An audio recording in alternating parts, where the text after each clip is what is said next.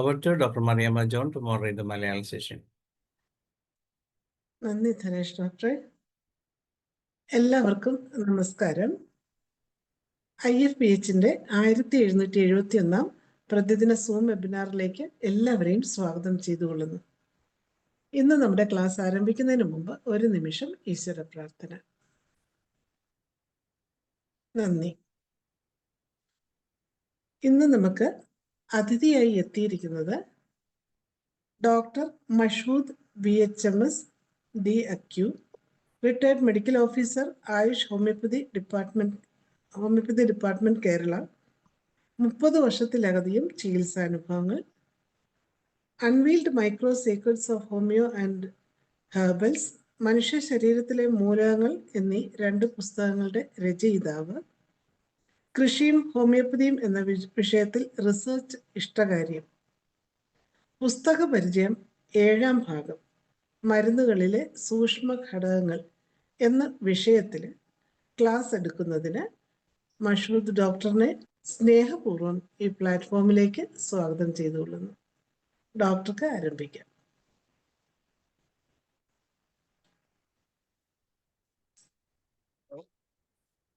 കേൾക്കാമല്ലോ? നമസ്കാരം. IFPHലെ കേൾക്കുന്ന എല്ലാ വിശിഷ്ട വ്യക്തികൾക്കും, ഡോക്ടേഴ്സിനും, സ്റ്റുഡൻസിനും, ഇതിൻ്റെ ഭാരവാഹികളായിട്ടുള്ള എല്ലാ ഡോക്ടേഴ്സിനും പ്രത്യേക പ്രാർത്ഥനയോടെ ഞാൻ എൻ്റെ ക്ലാസ് ആരംഭിക്കട്ടെ. കഴിഞ്ഞ കുറേ പ്രാവശ്യമായിട്ട് ഇപ്പോൾ 7ാമത്തെ ഭാഗമാണിത്. എൻ്റെ പുസ്തകത്തിനെ കുറിച്ചും പൊതുവെ ഞാൻ ഈ പുസ്തകത്തിൽ കാരണമായ കുറച്ച് പദാർത്ഥങ്ങളെക്കുറിച്ചും നിരന്തരമായി ഞാൻ സംസാരിച്ചുകൊണ്ടിരിക്കുകയാണ്. ഇത്തവണയും എനിക്കിതിൻ്റെ ബാക്കിയായിട്ടുള്ള കുറച്ച് ചിത്രങ്ങൾ കാണിക്കുന്നതിനും അതോടൊപ്പം ഈ കാര്യങ്ങളെക്കുറിച്ച് കുറച്ച് വിശദമായിട്ട് പറഞ്ഞു തരുന്നതിനും വേണ്ടിയാണ് ഞാൻ ഉദ്ദേശിക്കുന്നത്. ഇപ്പോൾ 2021 എൻ്റെ ഈ പുസ്തകം പബ്ലിഷ് ചെയ്തത്. അപ്പോൾ 2010 മുമ്പായിട്ട് തന്നെ ഇത് ഏറെക്കുറെ കംപ്ലീറ്റ് ആയിരുന്നു. ഞാനിതിൽ കൂടുതലായിട്ട് പ്രതിപാദിക്കുന്നത് നമ്മുടെ നാട്ടിൽ കാണുന്ന കുറച്ച് പച്ച മരുന്നുകളിലും പിന്നെ നമ്മുടെ ഹോമിയോ ഔഷധങ്ങളിലും ഞാൻ പ്രത്യേകമായി നിരീക്ഷിച്ച് അറിഞ്ഞ കുറച്ച് പദാർത്ഥങ്ങളുടെ ക്രിസ്റ്റലീയ ഘടന നേരിട്ട് പകർത്തി പുസ്തകത്തിൽ ഉൾപ്പെടുത്തുക എന്നുള്ള ലക്ഷ്യത്തോടു കൂടിയാണ്.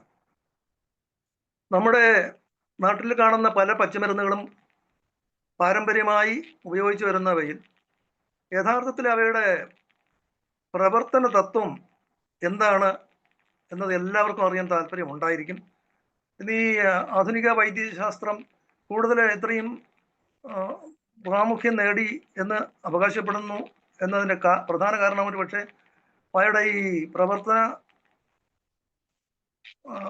തത്വം, അതിൻ്റെ സമയം, അവയ്ക്കുള്ള ടാർഗറ്റ്, അവയുടെ ഉദ്ദേശം, ഇങ്ങനെയൊക്കെയുള്ള അതിൻ്റെ ക്ലാരിറ്റി കൂടുതലുണ്ട് എന്നുള്ളത് കൊണ്ടാണ്. അല്ലോ നമുക്കറിയാം, ഒരു മെഡിസിൻ ഇത്ര സമയത്തിനുള്ളിൽ ഇന്ന ഓർഗനിൽ മാത്രം കൂടുതൽ പ്രവർത്തിക്കുന്നു, അതിനെ മെറ്റബോളൈസ് ചെയ്ത് അത് യൂറിനിലൂടെയോ മലത്തിലൂടെയോ കഫത്തിലൂടെ ഏതെങ്കിലും വിധേന അത് പുറത്തേക്ക് പോകുന്നതിന് ഇത്ര 2 അവേഴ്സ് 3 അവേഴ്സ് എന്നുള്ളത് കൃത്യതയോടുകൂടി പറയാനായിട്ട് അത്ര ടാർഗറ്റ് ഉള്ള മെഡിസിനൽ കെമിക്കൽ സബ്സ്റ്റൻസസ് ആണ് ആധുനിക വൈദ്യശാസ്ത്രത്തിൽ കൂടുതലായിട്ടും അവർ ഉയർന്നു വന്നതിൻ്റെ പ്രധാന കാരണം.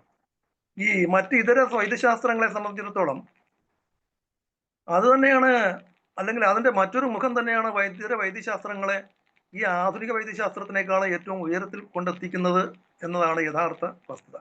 അതിന് കാരണം ഞാനിപ്പോൾ കണ്ടെത്തിയ ഈ ക്രിസ്റ്റലീയ ഘടന, ക്രിസ്റ്റലീയ പദാർത്ഥങ്ങൾ നമ്മുടെ സസ്യങ്ങളിലും ഔഷധങ്ങളിലും നമ്മുടെ ഹോമിയോ ഔഷധങ്ങളിലും ഒക്കെ മദർ ടിഞ്ചറിലാണ് എനിക്ക് കാണാൻ കഴിഞ്ഞത്. എങ്കിൽ കൂടി അവയ്ക്ക് അവയുടേതായ ഐഡൻറ്റിറ്റി, യുണൈക്ക്നെസ് എല്ലാം തന്നെ ഉണ്ട് എന്ന് നമുക്ക് ഇത് നിരീക്ഷണങ്ങളിലൂടെ ശരിക്കും മനസ്സിലാക്കാൻ ഇനിയും സാധിക്കുന്നതാണ്.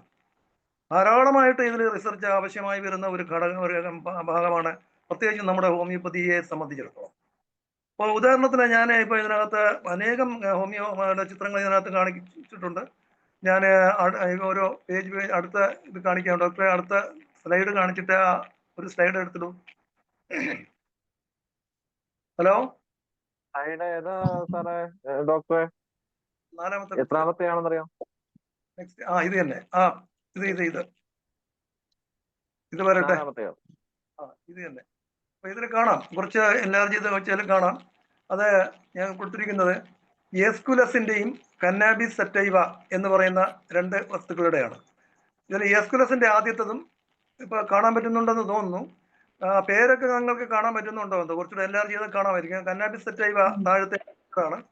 ഇതാണ് ഈ ആദ്യത്തെ പിക്ചർ. ഈ പിക്ചർ ഇങ്ങനെ വേഗം അടുത്തത് കാണിക്കാം.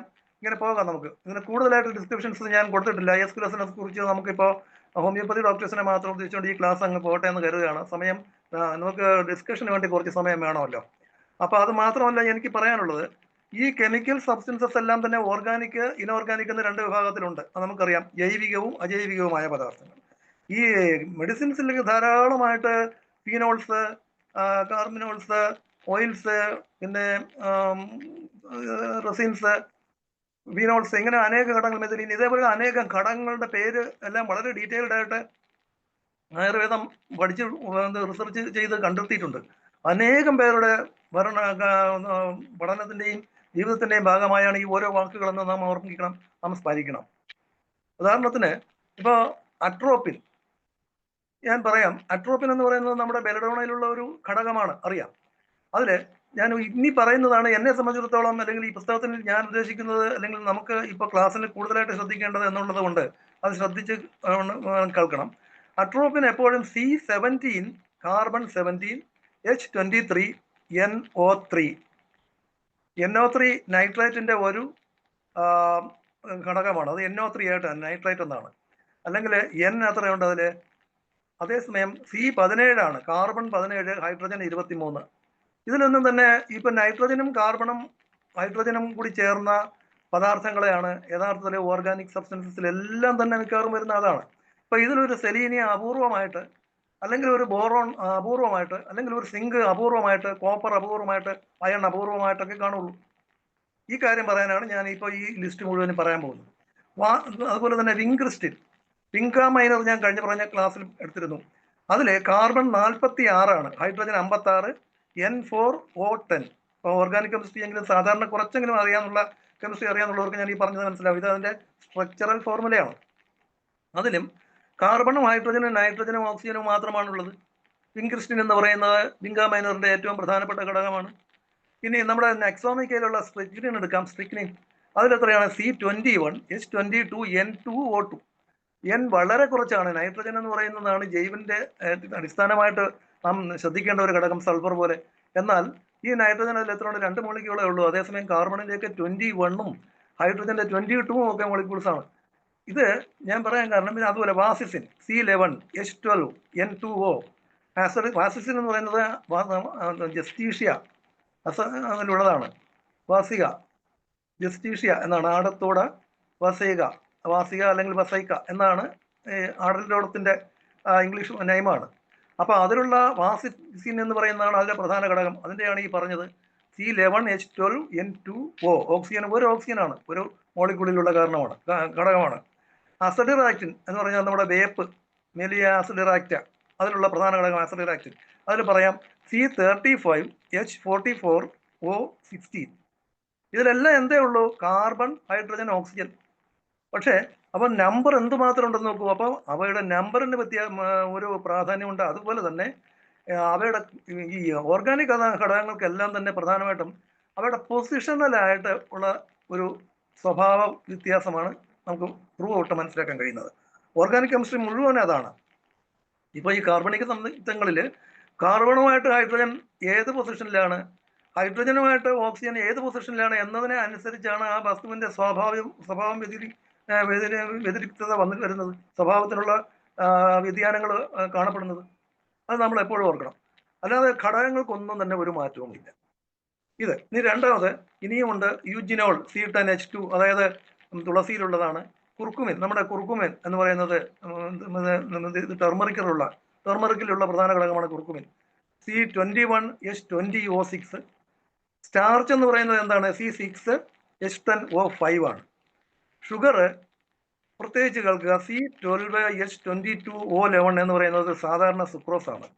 അതേപോലെ തന്നെ ലാക്ടോസ്, പശുവിൻ പാലിൽ കാണുന്ന ലാക്ടോസ് C12H22O11 ആണ്. രണ്ടും ഒരേ സ്ട്രക്ചറൽ ഫോർമുല. പക്ഷേ ഇത് രണ്ടും തമ്മിലുള്ള വ്യത്യാസം എന്ന് പറയുന്നത് ഒരു ബീറ്റ സൈഡിൽ ഒരു ബീറ്റ സൈഡിൽ ഒരു ഹൈഡ്രജന്റെ ഒരു സംയുക്തത്തിൽ വരുന്ന ഘടക വ്യത്യാസമാണ് വരുന്നത്. പക്ഷേ ഇവയിലെല്ലാം മോളിക്യൂൾസ് ഒരു മോളിക്യൂൾസിൽ എന്ത് തന്നെ ഉണ്ട്? കാർബൺ 12 ഉണ്ട്, ഹൈഡ്രജൻ 22 ഉണ്ട്, ഓക്സിജൻ 11 ഉണ്ട്. അതുപോലെ തന്നെ ലാക്ടോസിലും അതേപോലെ തന്നെ. ഇപ്പൊ സുക്രോസിലും ലാക്ടോസിലും എങ്ങനെയാണ്? സുക്രോസ് എന്ന് പറയുന്നത് ഒരു ഗ്ലൂക്കോസ് മോളിക്യൂളും ഒരു ഫ്രക്ടോസ് മോളിക്യൂളും കൂടി ചേർന്നതാണ് സുക്രോസ്. അതുപോലെ ഒരു ഗ്ലൂക്കോസും ഒരു ഗാലക്ടോസും കൂടെ ചേരുന്നതാണ് ഒരു ലാക്ടോസ്. ഗാലക്ടോസ് എന്ന് പറയുന്നത് നമ്മുടെ ഹ്യൂമൻ ബീങ്സിന്റെ മിൽക്കിൽ കാണുന്ന ഷുഗറാണ്. അപ്പൊ അതിലൊരു അല്പമുണ്ട് ലാക്ടോസിൽ, അത് ചേരുന്നതാണ് ലാക്ടോസ്. അതുകൊണ്ടാണ് ലാക്ടോസിന് C12H22O11. അതേസമയം നേർ പകുതിയാണ് ഗ്ലൂക്കോസ്, അതായത് C6H12O6. അതുപോലെ തന്നെ ഫ്രക്ടോസ് എന്ന് പറയുന്നത് ഈ പഴങ്ങളിൽ കാണുന്ന ഷുഗറാണ്. അതിൽ C6H12O6. ഗ്ലൂക്കോസിന്റെ അതേ മോളിക്കുലർ സ്ട്രക്ചറൽ നമ്പേഴ്സ് ആണുള്ളത്. പക്ഷെ അവയുടെ ഓറിയന്റേഷൻ ഈ പറയുന്ന ചെറിയ വ്യത്യാസങ്ങൾ കാരണം അവ വളരെ വ്യത്യാസം വരുന്നു. നമുക്ക് രുചിയിലോ ഗുണത്തിലോ വ്യത്യാസം വരുന്നില്ലെങ്കിലും ഗ്ലൂക്കോസ് വേണ്ടിടത്ത് ഗ്ലൂക്കോസും ഫ്രക്ടോസിന് അതിൻ്റെതായ ഗുണങ്ങളുണ്ട്. ഇപ്പൊ ഗാലക്ടോസ് ഉള്ളിടത്ത് നമ്മൾ കൂടുതലായിട്ട് ലാക്ടോസ് കൊടുത്താൽ കുഞ്ഞുങ്ങൾക്ക് ദഹനത്തിന് ഭയങ്കര പ്രയാസം ഉണ്ടാവും. ഇത് പറയാൻ കാരണം എന്ന് പറഞ്ഞാൽ ഈ ഓർഗാനിക് സബ്സ്റ്റൻസസിനെ സംബന്ധിച്ചിടത്തോളം ഇത്തരത്തിലുള്ള പല ഗുണങ്ങളുമുണ്ട്.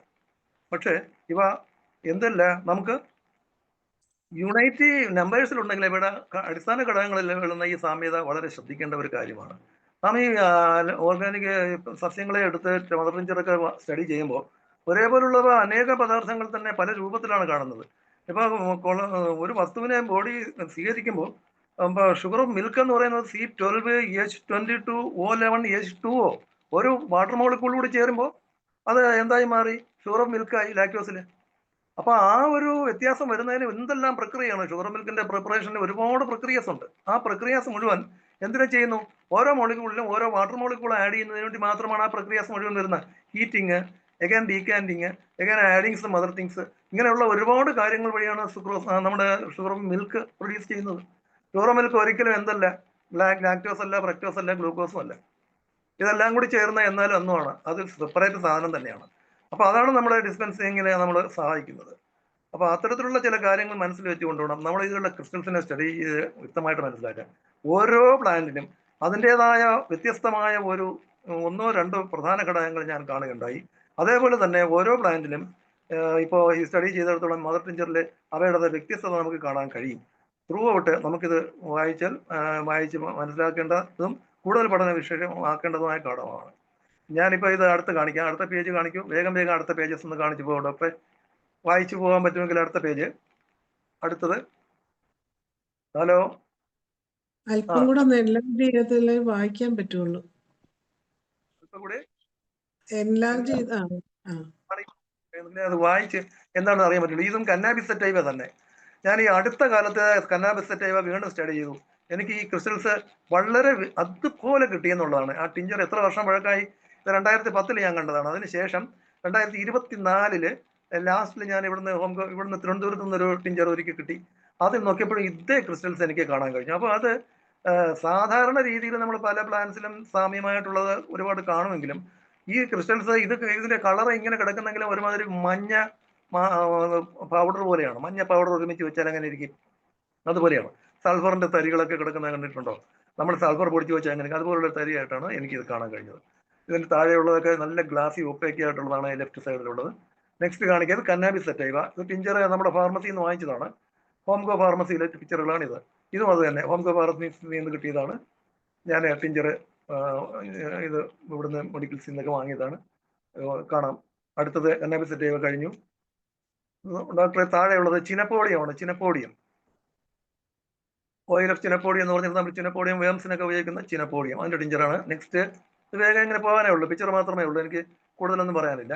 ചിനപ്പോഡിയം തന്നെ. നെക്സ്റ്റ് നോക്കുക, വലിയ ക്രിസ്റ്റൽ, ഒരുപാട് ഓൾഡ് ആയിട്ടുള്ള ഒരു ടിഞ്ചറിൽ നിന്നാണ് ആ മുകളിൽ കാണുന്ന ക്രിസ്റ്റൽ കിട്ടുന്നത്. ഇത് മറ്റേ ആനച്ചുവടി എന്ന് പറയുന്നതിന് ഇതേപോലെ വലിയ ക്രിസ്റ്റൽ ഞാൻ കണ്ടിട്ടുണ്ട്. ആനച്ചുവടി സാമ്യമായിട്ടുള്ള എന്തെങ്കിലും സാധനങ്ങളായിരിക്കാം. ഇതിപ്പോൾ നല്ല വലിയ ക്രിസ്റ്റൽ കണ്ടില്ലേ? ഇതെല്ലാം ചിനപ്പോഡിയമാണ്. താഴെ സിനറേറിയ മാരിറ്റൈമ, സിനറേറിയ താഴത്തെ കുറച്ചുകൂടെ എൻലാർജ് ചെയ്താൽ കാണാം. ഇത് ബ്രയോണി ആയിപ്പോയി. ഡോക്ടർ മുകളിലത്തെ പിക്ചറാണ് കാണിക്കണ്ടേ? ഡോക്ടറെ ഇതിന്റെ മുകളിലത്തെ പിക്ചറാണ് കാണിക്കണ്ടേ? ഇത് ആണ് കണ്ടോ? അത് അടുത്തത് നെക്സ്റ്റ്.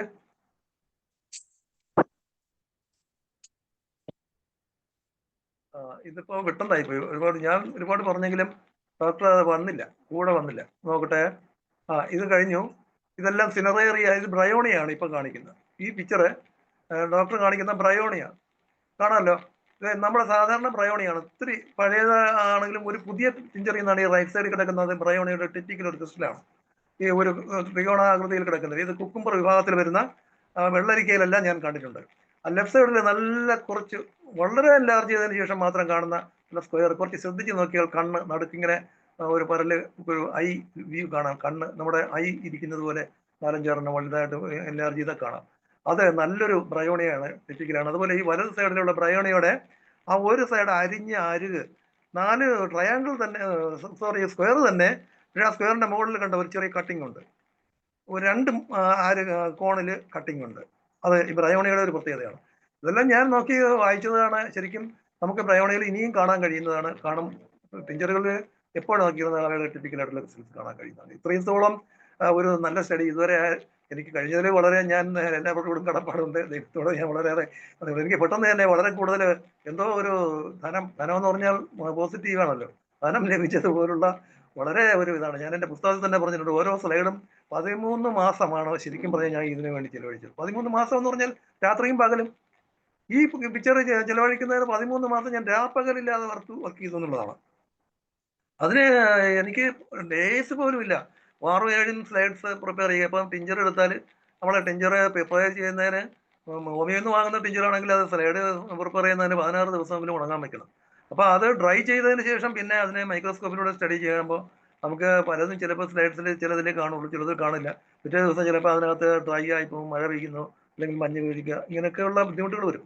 ഇതെല്ലാം തരണം ചെയ്തിട്ടാണ് നമുക്ക് ഒരു ക്രിസ്റ്റൽ നമുക്ക് ഐഡന്റിഫൈ ചെയ്ത് ഇതേപോലെ പിക്ചറൈസ് ചെയ്യാൻ. ഞാൻ ആദ്യം കുറേ നാൾ വരച്ചാണ് ചേർത്തത്. പിന്നീടാണ് എനിക്ക് മൊബൈലിലും മറ്റും ഒക്കെ എടുക്കാൻ കഴിയും.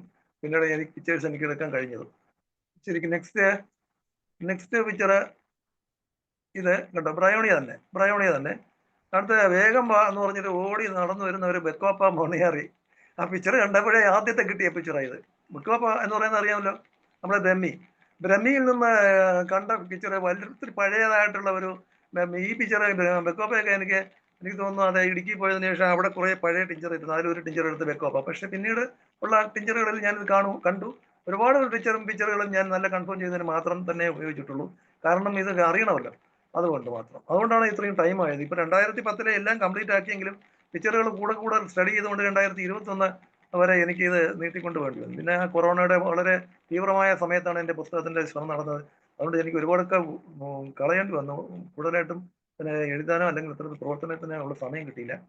ഒരുപാട് ടൈമിങ്ങിൽ ഞാൻ കൊറോണ ഡ്യൂട്ടി സെന്ററിലും ഒക്കെ ആയിരുന്നു എൻ്റെ പ്രവർത്തനങ്ങളും വർക്കും ഒക്കെ. അപ്പൊ നമുക്ക് നെക്സ്റ്റ് കാണിക്കാം. ബെക്കോപ്പ മണിയാറി കണ്ടു. നെക്സ്റ്റ് ഇത് തന്നെ ബുളീമിയ എന്ന് പറഞ്ഞ ഒരു ടീച്ചർ ഉണ്ടല്ലോ, അതിന്റെ അടുത്തത് കമോമില്ല. ഈ കമോമില്ല എന്ന് പറയും. ചെമോമില്ലയുടെ പിക്ചർ കണ്ടോ, ഈ സ്ക്വയർ ആയിട്ട് കുറേ കാണാൻ കഴിയും. ഇതിപ്പോ ചെലിഡോണിയം നിൽക്കുന്നേ ഉള്ളൂ, ചെലിഡോണിയം പോയില്ല അല്ലെ, ചെലിഡോണിയം വന്നില്ല അല്ലെ, ചെലിഡോണിയം വരുന്നതേ ഉള്ളൂ ഡോക്ടറെ. ചെലിഡോണിയത്തിന് മുമ്പ്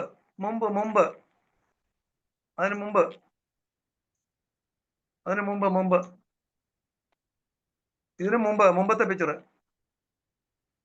ഇതാ ബെക്കോപ്പ മൊണിയാറി എന്ന് പറയുന്നത്. ഇതേ ഉള്ളൂ. അടുത്തത് കാണിക്കോ. ഇതാണ് ബെക്കോപ്പ. അടുത്തത് ഇതല്ല,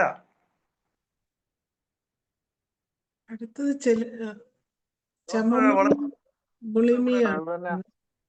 ഓരോന്നായിട്ട് വരണം ഡോക്ടറെ. ബെക്കോപ്പ കഴിഞ്ഞാൽ അടുത്തത് ഉണ്ടോ, ബ്ലൂമിയ. ഇതല്ല. ഓക്കെ, അതിന് താഴെ കണ്ടോ, ഇല്ല. ആ ചെമോമിലയുടെ താഴെ കാണുന്ന ചെലിഡോണിയം വളരെ വണ്ടറായിട്ടുള്ള പിക്ചറാണ്. ഇതേ കളറിൽ കിട്ടും ചെലിഡോണിയം. നെക്സ്റ്റ്, ഈ പിക്ചർ ഇങ്ങനെ കണ്ടുപോകാനേ പറ്റുള്ളൂ, വേറെ ഒന്നും പറയാനില്ല. നമ്മൾ സാധാരണ എല്ലാവർക്കും അറിയാമെന്നുള്ള മെഡിസിൻസ് ആണല്ലോ. ചെലിഡോണിയം എനിക്ക് വളരെ കൂടുതൽ വെറൈറ്റി പിക്ചേഴ്സ് കിട്ടിയതാണ് ചെലിഡോണിയം. ഈ ചെലിഡോണിയം നമുക്ക് ഇപ്പോഴും നോക്കിയാലും കാണും. നല്ല ടിഞ്ചർ ആയിരിക്കണം. ഈ ഹോം കെയറിലെ ടിഞ്ചറുകൾ ഒത്തിരി നാൾ വെച്ചിരുന്നാൽ ചിലപ്പോൾ കാണും. പക്ഷെ ഹോം കെയറിലെ പുതിയ ടിഞ്ചറെല്ലാം വളരെ ക്ലാരിഫൈഡ് ചെയ്തായതുകൊണ്ട് ഒരുപക്ഷെ അതിലൊരു ടിഞ്ചർ കാണാൻ അത്ര എളുപ്പമല്ല. ഇപ്പൊ ഇതല്ലേ കണ്ടില്ലേ, സാറ്റലൈറ്റ് പോലെ കിടക്കുന്നു, പ്രൊജക്ഷന് വേണ്ടി വെച്ചേക്കുന്നത് പോലെ കാണുന്നു. എന്തൊക്കെയാണെന്ന് അറിയാൻ വയ്യ. ചെലിഡോണിയത്തിന്റെ ഇതൊക്കെ ഓരോരോ ഘടകങ്ങളാണ്. ഇതെല്ലാം ഒന്നല്ല, പല ഘടകങ്ങളാണ്. ഒരുപാട് ഓർഗാനിക്കോ ഇനോർഗാനിക് ആയിട്ടുള്ള ധാതുക്കളാണ് അല്ലെങ്കിൽ പദാർത്ഥങ്ങളാണ്. അവയെല്ലാം തന്നെ ചെലിഡോണിനാകാം. അപ്പോൾ ഇങ്ങനെ എന്താണ് എന്ന് നമുക്ക് കൂടുതൽ സ്റ്റഡി ചെയ്യേണ്ടതാണ്. ഇതെല്ലാം ഇത്രയും നാളായിട്ട് എനിക്ക് കൂടുതലായിട്ട് തന്നെ ഒന്നും കൊണ്ടുപോകാൻ പറ്റിയില്ല. ഇത് തന്നെ ഞാൻ മറ്റും ഒരു രീതിയിൽ ഈ ക്രിസ്റ്റൽസ് ഹോമിയോ മെഡിസിൻസ് അപ്ലൈ ചെയ്തതിന് ശേഷം എങ്ങനെയാണ് എന്നതിനെക്കുറിച്ച് ചാടിക്കേറി ഞാനൊരു റിസർച്ചിൽ ഇടപെട്ട് പോയി. അത് വളരെ കൂടുതൽ അങ്ങ് അബ്സോർബ് ചെയ്ത് പോയത് കൊണ്ടും ഇപ്പോൾ അതിന് തുടർന്നുകൊണ്ടിരിക്കുകയാണ്. അതിനെ ഞാനൊരു റിസർച്ച് പേപ്പർ എനിക്ക് അവതരിപ്പിക്കാൻ അവസരം കിട്ടിയത് കൊണ്ടും ഞാൻ ഇപ്പോഴും അത് തുടരുന്നു. അത് പൊയ്ക്കൊണ്ടിരിക്കുകയാണ്. പിന്നെ പുസ്തകത്തിന്റെ കാര്യങ്ങൾ ഇത്രയാണ്. ചെലിഡോണിയം കഴിഞ്ഞു. അടുത്ത നെക്സ്റ്റ് വീണ്ടും ചെലിഡോണിയം തന്നെ. നമുക്ക് ചെലിഡോണിയത്തിന്റെ ആ ഒരു വൈറ്റ് ക്രിസ്റ്റൽസ് ഇതെല്ലാം ട്രാൻസ്ലൂസന്റും പിന്നെ എന്താണ് അതിന് പറയുന്ന വെള്ളത്തിൽ അലിയുന്നതുമാണ്, സൊല്യൂബിളാണ്. നെക്സ്റ്റും അടുത്ത് തന്നെ ചെറിയ ഡിജിറ്റാലിസിന്റെ പിക്ചർ നോക്കൂ. ചെറിയ ഇത് കണ്ടോ, നീളത്തിൽ ഇങ്ങനെ ഒരു പൂ പോലെ കിടക്കുന്നതാണ്. നെക്സ്റ്റ് ഇതെല്ലാം ചെലിഡോണിയമാണ്. നെക്സ്റ്റ് ഡോക്ടറെ അടുത്തത് അടുത്തതിന്റെ അടുത്ത ഇതല്ല, തൊട്ട് മുകളിലുള്ളത്. ഇത് തന്നെ നിങ്ങൾ കാണിച്ചത് ശരിയാ. താഴെയാണ്, അതിന് താഴെ വശത്ത് ഡിജിറ്റാലിസ് കണ്ടല്ലോ. ഡിജിറ്റാലിസ് കണ്ടെങ്കിൽ അതിന് താഴെയായിട്ട് വരുന്നത് ഡിജിറ്റാലിസിന്റെ തന്നെ മുകളിൽ 2 എണ്ണം കിടപ്പുണ്ട് കണ്ടോ. ആ പൂ പോലെ വെളുത്ത് കിടക്കുന്നില്ല, അതാണ് ഡിജിറ്റാലിസിന്റെ ഘടകം. അത് അങ്ങനെയുള്ള ക്രിസ്റ്റൽസ് അത്ര മാത്രമേ രൂപപ്പെടുള്ളൂ. ഒരു പൂ പോലെ ഇങ്ങനെ വെളുത്ത ഒരു പദാർത്ഥം അവിടെ ഇവിടെയായിട്ട് കിടക്കുന്നേ പറ്റുള്ളൂ. അല്ലാതെ വളരെ ഷേപ്പുള്ള ഒരു ക്രിസ്റ്റൽ കിട്ടാൻ പാടാണ്. പക്ഷേ ഈ താഴത്ത് നോക്കും ഒരെണ്ണം വളരെ നല്ല ഒരു ലോക്കറ്റ് ഉണ്ടാക്കാൻ പറ്റുന്ന രീതിയിലുള്ള ഒരെണ്ണമാണ് ആ യൂഫ്രേഷ്യയുടെ ക്രിസ്റ്റൽ. അതിന് കാരണമുണ്ട്. വളരെ പഴകിയ ഒരു യൂഫ്രേഷ്യയുടെ വലിയ ബോട്ടിലിരുന്നു. അതിൽ നിന്ന് ഒരു ഡ്രോപ്പ് എടുത്ത് നോക്കിയപ്പോൾ തന്നെ എനിക്ക് യൂഫ്രേഷ്യ കിട്ടി. ഇത് 2014 കിട്ടിയതാണ്.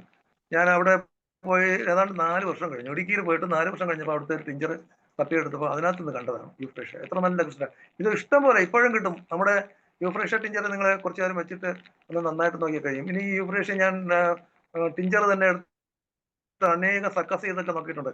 സക്കസ് ചെയ്തുകൊണ്ടുള്ള ഗുണം എന്തെന്നൊക്കെ അറിയാൻ നിങ്ങൾക്ക് താല്പര്യം ഉണ്ടാവും, എനിക്കറിയാം. സക്കസ് ചെയ്തായിട്ട് വലിയ ഗുണങ്ങളൊന്നും കാണുന്നില്ല. ക്രിസ്റ്റൽസ് കുറച്ചുകൂടെ വേർതിരിഞ്ഞ് വരുന്നു എന്നല്ലാതെ കുറച്ച് ഡൈല്യൂട്ട് ചെയ്ത് പോകുന്നില്ല. അത് എന്നെ സംബന്ധിച്ചിടത്തോളം വളരെ പ്രാധാന്യം അറിയിക്കുന്നതാണ്. നിങ്ങളെ സംബന്ധിച്ചിടത്തോളം അറിയുന്നവർക്ക് അത് വളരെ പ്രാധാന്യം അറിയിക്കുന്നതാണെന്ന് എനിക്കറിയാം.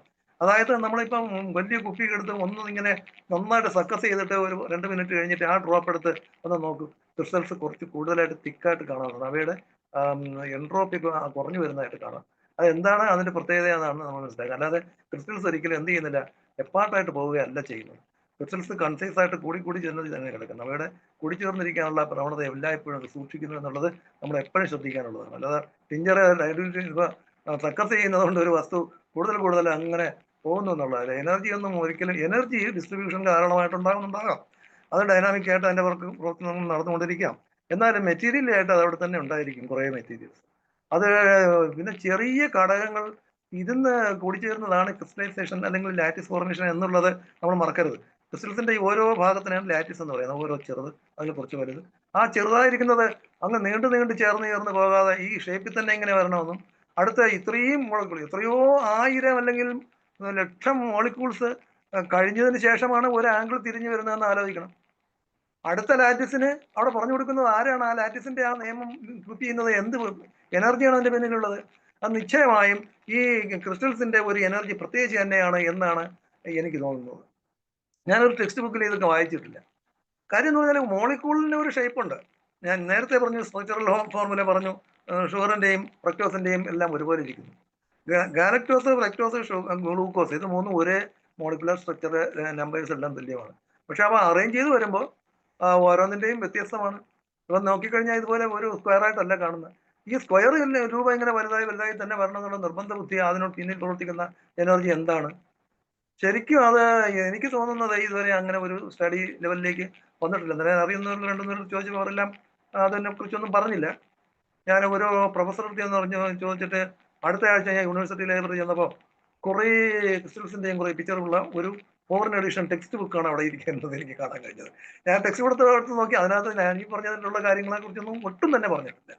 അവരതിനെ കുറിച്ചൊന്നും കണ്ടിട്ടില്ല. ഞാൻ പിന്നെ പഴയ പുസ്തകങ്ങളൊക്കെ റെഫർ ചെയ്തിട്ടും ഈ സ്റ്റഡി ഒരു പുതിയതായിട്ടുള്ള ഒന്നാണ്. അതൊന്നും പിന്നെ അതേസമയം നമ്മൾ ഈ ചേമ്പിന്റെയും ചേനയുടെയും ഒക്കെ ക്രിസ്റ്റൽസ്, ഓക്സലൈറ്റ്സിന്റെ ഒക്കെ ക്രിസ്റ്റൽസ്, ഓട്ടോലിറ്റ്സ് എന്ന് പറയുന്നവ നമ്മുടെ ഈ സസ്യങ്ങളിൽ കാണുന്ന കുറച്ച് പെരലുകൾ സൂക്ഷിച്ച് വയ്ക്കുന്ന പ്രവണത, ഇതൊക്കെ നമ്മൾ ഡിഗ്രിക്കൊക്കെ പഠിക്കുന്നതാണ്. ഇപ്പോഴത്തെ സ്റ്റുഡൻസിന്റെ സിലബസിലൊക്കെ ഉള്ളതാണ്. അവിടെ കുറച്ചൊക്കെ എങ്കിലും അതൊക്കെ ധാരാളമായിട്ടുണ്ട്. പക്ഷേ ഈ മെഡിസിനൽ സബ്സ്റ്റൻസസിനെ സംബന്ധിച്ചിടത്തോളം ഈ ഓർഗാനിക് ആണോ ഇനോർഗാനിക് ആണോ എന്തായിരുന്നാലും ശരി, ഇവയിലുള്ള ഈ ഘടകങ്ങളെ കുറിച്ചുള്ള സ്റ്റഡി, സൂക്ഷ്മമായിട്ടുള്ള ഘടകങ്ങൾ എപ്പോഴും ഇത് തന്നെയാണ്. ഇവയുടെ പരിണതഫലമായിട്ട് ഉണ്ടാകുന്ന എനർജിയുടെ ഡിസ്ട്രിബ്യൂഷനാണ് ഡൈനാമിസിറ്റി ഓഫ് ഹോമിയോപ്പത്തിക് മെഡിസിൻ എന്ന് ഞാൻ വിശ്വസിക്കുന്നു. ഇനി യുഫ്രേഷ്യ കഴിഞ്ഞു. യുഫ്രേഷ്യയുടെ ഇത് കണ്ടോ, നല്ല സ്ട്രക്ചറായിട്ടാണ് ഇരിക്കുന്നത്, നല്ലപോലെ അലിയുന്നതാണ്. ഇതും യുഫ്രേഷ്യയാണ്. നെക്സ്റ്റ് ഡോക്ടറെ യുഫ്രേഷ്യ നെക്സ്റ്റ് കാണിക്കാം. യുഫ്രേഷ്യ നെക്സ്റ്റിൽ ഇതിൽ ജിമ്മനിമ ഒരെണ്ണം ഉണ്ട്, ഉണ്ടോ? ഇത് രണ്ടും ജിമ്മനിമയാണ്. 3 പിക്ചർ താഴെ ഉള്ളത് 3 ജിമ്മനിമ സിൽവസ്റ്റർ, നമ്മുടെ ഷുഗറിന്റെ മെഡിസിൻ, അതാണ് ആ ചക്കര കൊല്ലി, അതിൻ്റെയാണ്. അടുത്ത പിക്ചർ കാണിക്കാം. എന്നെ ഈ പുസ്തകത്തിൽ ഏറ്റവും കൂടുതൽ എനിക്ക് സപ്പോർട്ടുള്ള ഒരു പിക്ചറാണ് ഈ പടിക്കാരം എന്ന് പറയുന്നത്. ഞാൻ ഈ എല്ലാ മെഡിസിൻസിലും മരുന്നുകളായിട്ട് ഉപയോഗിച്ചിട്ടുണ്ടെങ്കിൽ ഈ ലാബ് സിഗ്നേച്ചർ എന്ന് പറയുന്നത് പോലെ ഉള്ള ഒന്നിനെ സപ്പോർട്ട് ചെയ്യുന്ന ഒന്നാണ് ഈ പേര്. ഒരു പടി കണ്ടോ, 2 കിലോ 3 കിലോ പടി നമ്മൾ സാധനം വാങ്ങാൻ ചെല്ലുമ്പോൾ അവിടെ പടി ഇരിക്കുന്നുണ്ട്. ഈ പടിയാണോ ആദ്യം ഉണ്ടായത് അതോ ഈ പടിക്കാരമാണോ ആദ്യം പേര് ഉണ്ടായത്? യഥാർത്ഥത്തിൽ പടിക്കാരം എത്രയോ വർഷങ്ങൾക്ക് മുമ്പേ പടിക്കാരം ഉപയോഗിക്കുന്നതാണ്. ഈ പടിക്കാരം എന്തിനാണ് ഉപയോഗിക്കുന്നത് നമുക്കറിയാമോ? ഈ പടിക്കാരം നമ്മൾ ഈ ഷേവിംഗ് ബാർബർ ഷോപ്പിലൊക്കെ പണ്ട് പോയിരുന്നാൽ അവിടുത്തെ ഏറ്റവും കൂടുതൽ ആന്റിബയോട്ടിക് ആയിട്ട് ഉപയോഗിക്കുന്ന ഒരു സാധനമാണ്. ക്യാൻസറിനെ പ്രതിരോധിക്കുന്ന പുളിപ്പുള്ള സാധനമാണ്. അതില് പടിക്കാരം മാത്രമല്ല, അത് ശരിക്കും പറഞ്ഞാൽ അതൊരു സാൾട്ടാണ്, അതൊരു സോപ്പാണ്.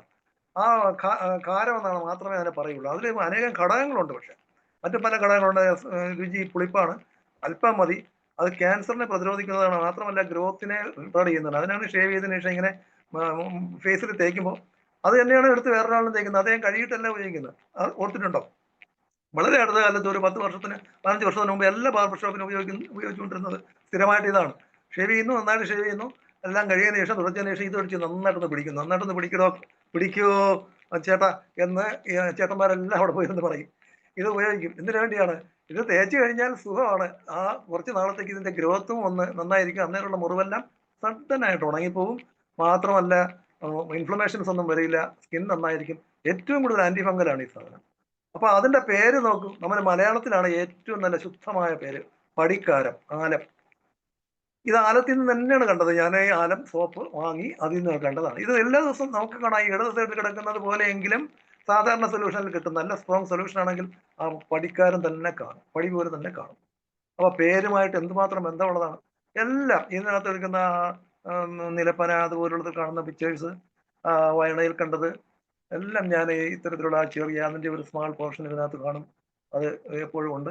നമുക്ക് ആ വാക്കൊന്നും ഇപ്പൊ പറയാൻ വൃത്തിയില്ല, നെക്സ്റ്റ് പറയാം. അടുത്ത് പൾസാറ്റിലയുടെ ഒരു പിക്ചർ കണ്ടോ? ഞാൻ ഈ ക്ലാസ് തുടങ്ങിയ കാലത്ത് നാനോ പാർട്ടിക്കിൾസ് കണ്ടപ്പോൾ ഒരാൾ പൾസാറ്റിലയുടെ ഈ പിക്ചർ ഇതുപോലെ ഒരെണ്ണം കുറച്ച് നാനോ പാർട്ടിക്കിൾസ് കിടക്കുന്നതായിട്ട് കാണിച്ചു.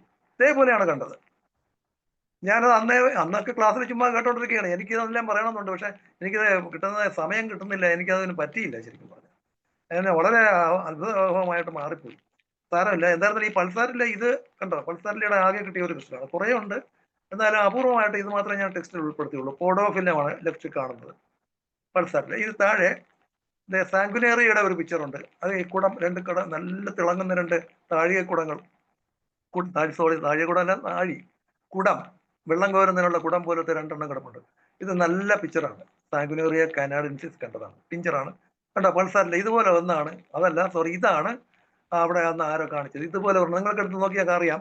നാനോ പാർട്ടിക്കിൾസ് സ്റ്റഡി ചെയ്ത ഒരു ഡോക്ടർ അവതരിപ്പിച്ചപ്പോൾ അതിൽ കോട്ടയത്തു നിന്നോ കൊച്ചിൻ യൂണിവേഴ്സിറ്റിയിലെ പ്രൊഫസറോ ആരോ ഒരാൾ ഈ പിക്ചർ അവരുടെ ഒരു പേപ്പറിൽ ഇതുപോലെ കണ്ടു, ഇതേ രൂപത്തിൽ കണ്ടു ഏറെക്കുറെ. ഇത് ഞാൻ മൈക്രോസ്കോപ്പിലൂടെ കണ്ട, വളരെ എൻലാർജ് ചെയ്തിട്ട് കിട്ടിയ പൾസാറ്റിലയുടെ ഒരു പിക്ചറിൽ കണ്ട ക്രിസ്റ്റലാണ്. അടുത്തത് വേഗം പോയാലും തീരുമെന്ന് തോന്നുന്നില്ല, ഇന്നും ഡിസ്കഷന് പറ്റുമെന്ന് തോന്നുന്നില്ല. സാങ്കുനേറിയ കാനാഡൻസിസ് തന്നെ പിക്ചർ കാണാമല്ലോ. നെക്സ്റ്റ് ഡോക്ടർ കാണിക്കുമോ? സെക്കേലിയ കോർ ഉണ്ട് താഴെ കണ്ടോ. സെക്കേലിയ കോറിന്റെ ക്രിസ്റ്റൽ ഒരുപാട് എൻലാർജ് ചെയ്തതിനു ശേഷം വളരെ സൂക്ഷ്മമായിട്ട് കിട്ടിയതാണ്. നല്ല ക്രിസ്റ്റൽസുമാണ് സെക്കേലിയ. വളരെ നേർത്ത നാല് പോലെ 2-3 എണ്ണം ഇങ്ങനെ കിടക്കും സെക്കേലിയ. ഒരു സൈഡിൽ കൂടി ഇങ്ങനെ കിടക്കുന്നുണ്ട്, ഒരു റൈറ്റ് സൈഡില് നമ്മുടെ ഈ തേൻ തുമ്പിയുടെ കൂട് ഇരിക്കുന്നത് പോലെ. വളരെ എൻലാർജ് ചെയ്തതിനു ശേഷമാണ് ഇങ്ങനെ ഒരു സ്ട്രക്ചർ കിട്ടിയത്. അതിന്റെ ലെഫ്റ്റിലെല്ലാം വലിയ ഭാഗങ്ങളായിട്ട് കിടപ്പുണ്ട്. ഹോളിൽ 1-2 എണ്ണം ചെറിയ ഘടന വ്യത്യാസം വന്നിട്ടുണ്ട്. സെക്കേലിക്കോർ. നെക്സ്റ്റ്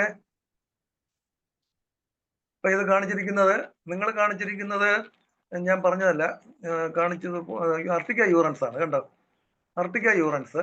പിന്നെ അടുത്ത സെനീക. ഈ ആർട്ടിക്ക യൂറൻസിന്റെ ക്രിസ്റ്റല് ടൈ പോലെ കിടക്കുന്നില്ലേ? ഞാനിത് എൻ്റെ 2-3 ഇതിലെല്ലാം ഞാൻ പ്രദർശിപ്പിച്ചിരുന്നു. കോൺക്ലേവില് ഞാൻ ഈ ആർട്ടിക്ക യൂറൻസ് കാണിച്ചിരുന്നു. വളരെ നല്ല ക്രിസ്റ്റലാണ്. സെനീകയുടെയാണ് റൈറ്റിൽ സെനീക, അത് താഴെ സ്കില്ല മാരിടൈമ, അതിനും താഴെ ആർട്ടിക്ക യൂറൻസിന്റെ തന്നെ കുറച്ച് വരുന്നുണ്ട്. നിങ്ങൾ ഇപ്പൊ കാണിക്കുന്ന പിക്ചർ അതല്ല, നിങ്ങൾ ഇപ്പൊ കാണിച്ചിരിക്കുന്ന ഇതാണ്. ആർട്ടിക്ക യൂറൻസ് ഉണ്ട്, താഴെ ആർട്ടിക്ക യൂറൻസ് തന്നെ മുകളിലുണ്ട്. അത് നടുക്ക് ഏതാണ്? ബെല്ലിസ് പെരിനിസിന്റെ ആണ്. ബെല്ലിസ് പെരിനിസ്, താഴെ ആർട്ടിക്ക യൂറൻസ്.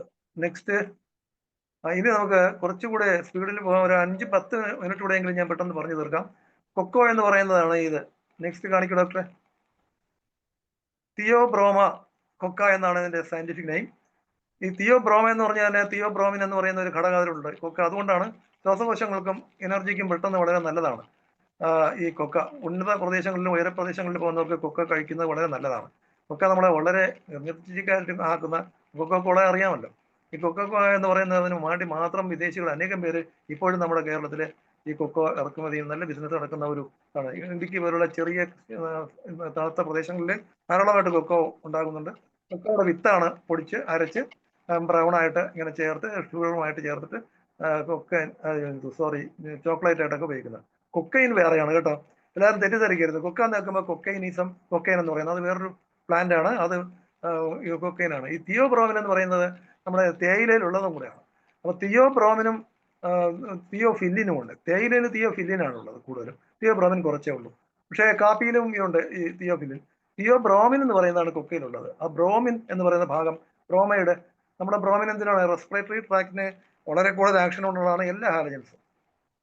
ഹാലജൻസിൽ ഏറ്റവും പ്രധാനപ്പെട്ട നമ്മളെ സംബന്ധിച്ചുള്ള അയഡിനും ബ്രോമിനും ഫ്ലൂറിനും ഒക്കെ തന്നെ എല്ലാം പ്രധാനപ്പെട്ടതാണ്. ഈ മൂന്നും വളരെ പ്രധാനപ്പെട്ടതാണ്. ഫ്ലൂറിന് ഉപയോഗിക്കാത്തത് അല്ലെങ്കിൽ ഫ്ലൂറൈഡ് നമുക്ക് എത്രമാത്രം യൂസ്ഫുൾ ആയിട്ടുള്ള ഒരു ഹാലജനാണ്. അതുപോലെയാണ് ബ്രോമിൻ.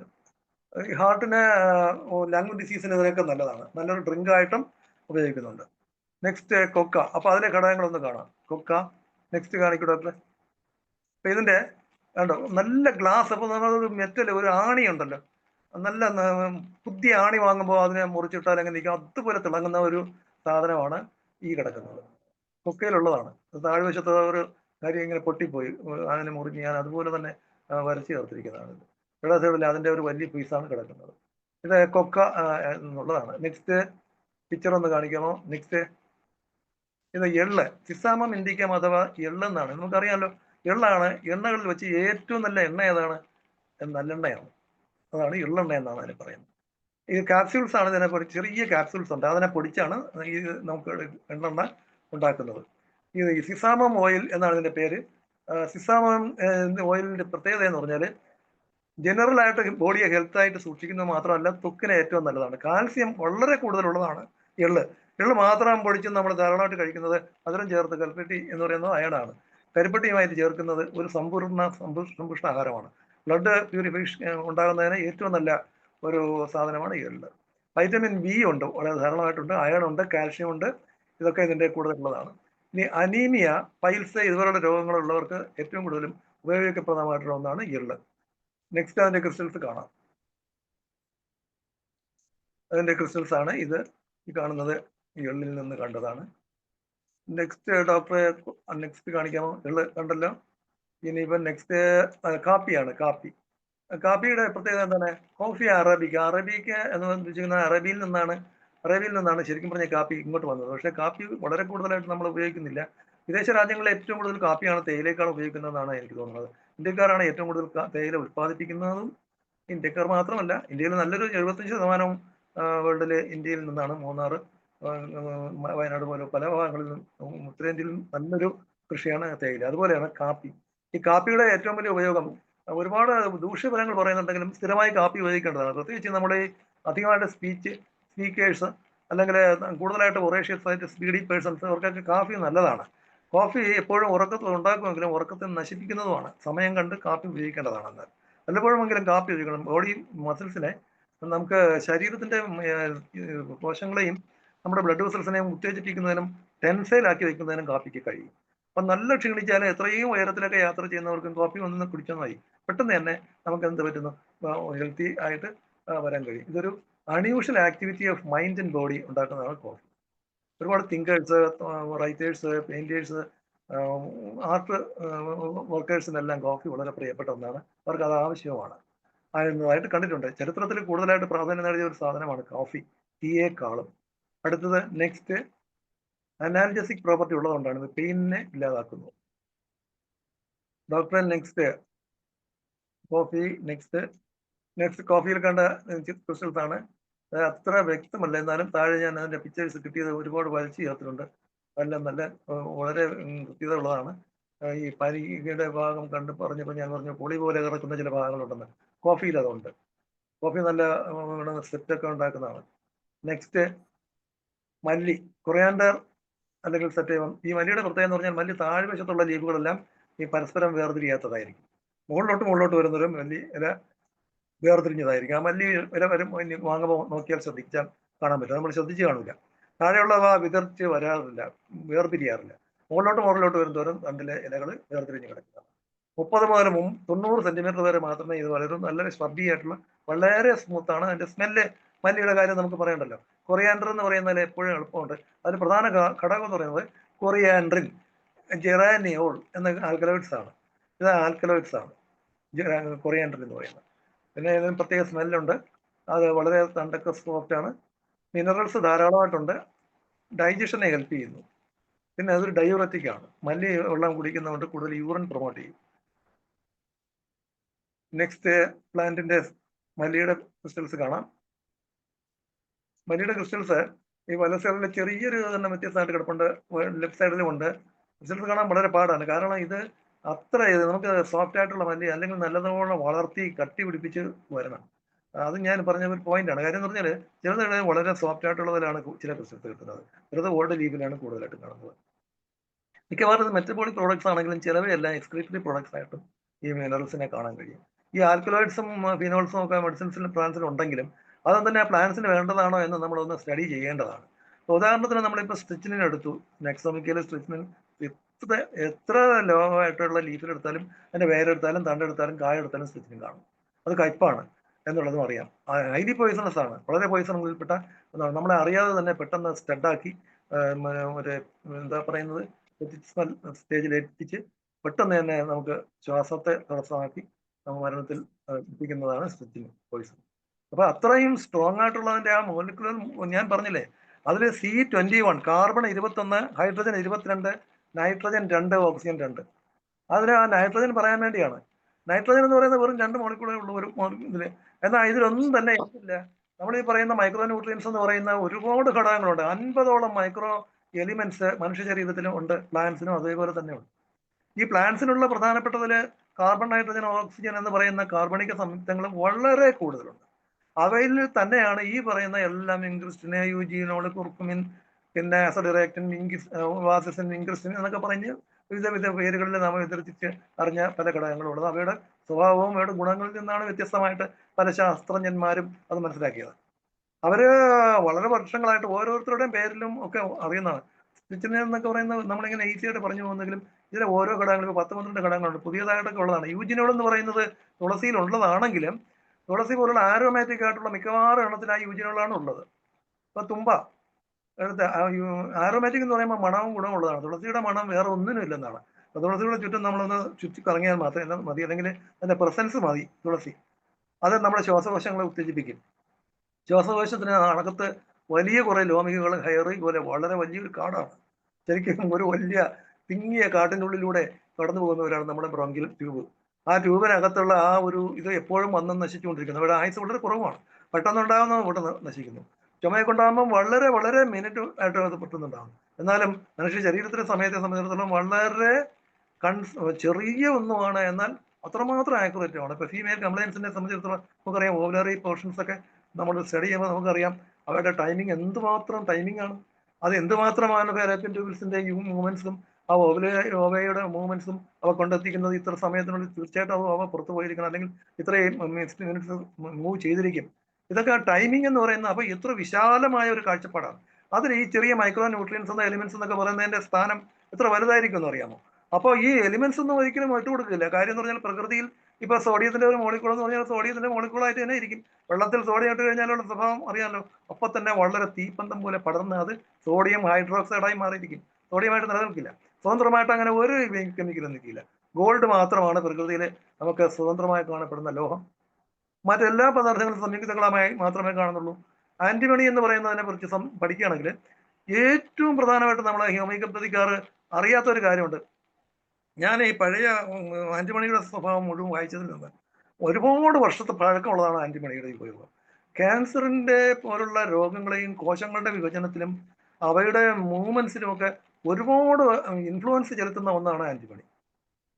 ഈ ആന്റിമണി ഞാൻ ഫോറൻസിക്കിന്റെ ടെക്സ്റ്റ് ബുക്ക് നമ്മൾ അധികം വായിച്ചിട്ടുണ്ടാവില്ല. ഫോറൻസിക്കിന്റെ ഒരു ടെക്സ്റ്റ് ബുക്ക് ഉണ്ട്. ആ ടെക്സ്റ്റ് വലിയ ടെക്സ്റ്റ് ഒന്നേ ഉള്ളൂ. അതിൽ ഈ ആന്റിമണിയുടെ ഒരു ഇത് പോയിസണിങ് ഉപയോഗിക്കുന്ന ഒരു സാധനമാണ് ആന്റിമണി. അത് എടുത്ത് നോക്കിക്കഴിഞ്ഞാൽ അറിയാൻ പോലും പറ്റില്ല ശരിക്കും എങ്ങനെയാണ് അതിന്റെ ടൈട്രേഷൻ ചെയ്തിട്ട് ആ മൈന്യൂട്ടായിട്ടുള്ള ആന്റിമണി കണ്ടെത്തുന്നത്. അതേസമയം വളരെ കൂടുതലായിട്ട് ഉപയോഗിക്കുന്നതാണ് സുറുമ എന്ന് പറയുന്ന കണ്ണിലും എഴുതുന്ന ആ ഒരു വസ്തു.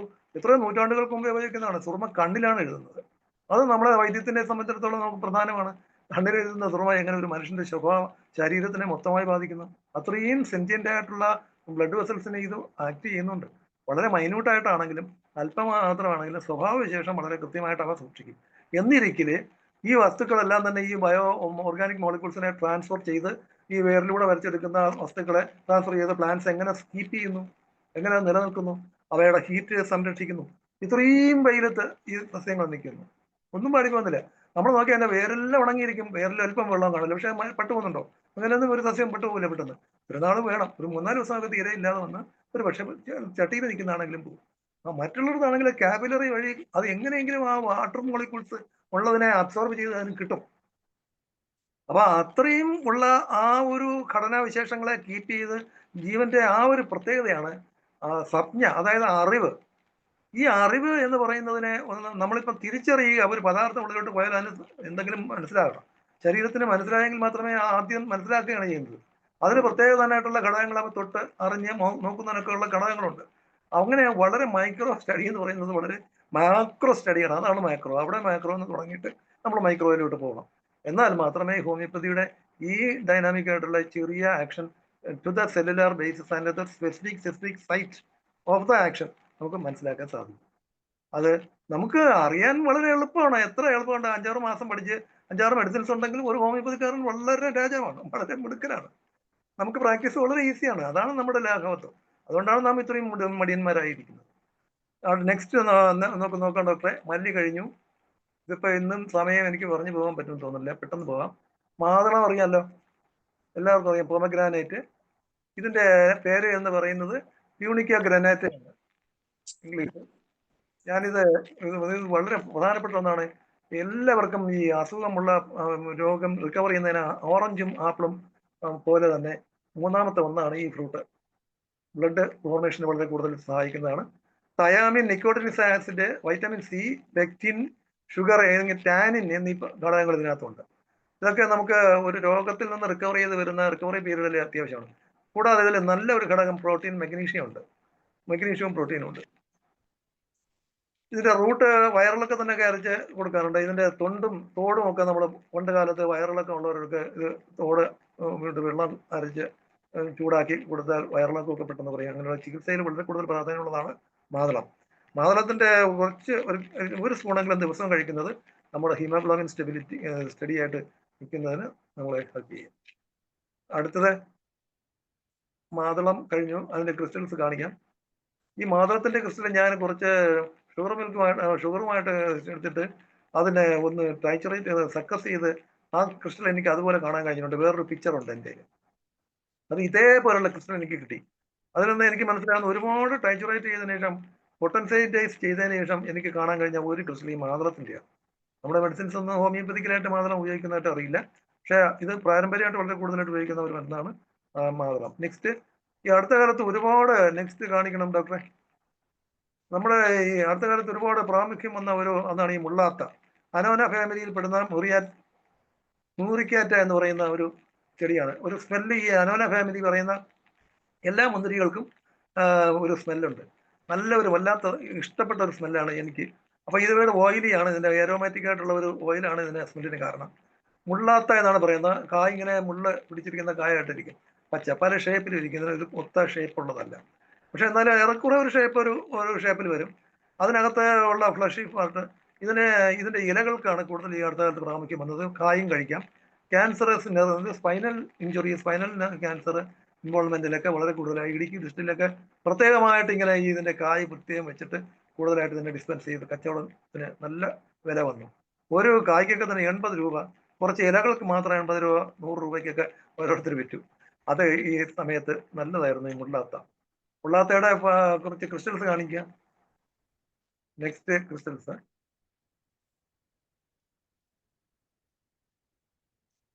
അടുത്തത് കാണിക്കൂ ഡോക്ടറെ, അടുത്ത പിക്ചർ. മുള്ളാത്ത കഴിഞ്ഞു. നെക്സ്റ്റ് മുന്തിരി, നമ്മുടെ സാധാരണ മുന്തിരി തന്നെ, ഗ്രേപ്പ്. ഈ ഗ്രേപ്പിലാണ് എനിക്ക് ഇൻട്രസ്റ്റ് ആയിട്ടുള്ള ഷുഗർ ക്രിസ്റ്റൽ കാണാൻ കഴിഞ്ഞത്. ഷുഗർ ക്രിസ്റ്റൽ എന്ന് പറഞ്ഞാൽ അതിന്റെ ആ ക്രിസ്റ്റൽസ് ഒന്ന് കാണിക്കും. വൈറ്റമിൻ സി കൂടുതലുണ്ടെന്ന് അറിയാം. നമ്മൾ മുന്തിരി ധാരാളമായിട്ട് കഴിക്കുന്നവരാണ്. ക്ലോറൈഡ് ഉണ്ട്, സോഡിയം ക്ലോറൈഡ് തന്നെ ഉണ്ട്, ടാർട്ടാറിക് ആസിഡ് ഒക്കെ ഉണ്ട്. ഇതെല്ലാമാണ് പുളിപ്പിനെയൊക്കെ വരുന്നത്. പക്ഷെ അതിന്റെ ക്രിസ്റ്റൽസ് വളരെ ഇൻട്രസ്റ്റിംഗ് ആയിട്ടുള്ളതാണ്.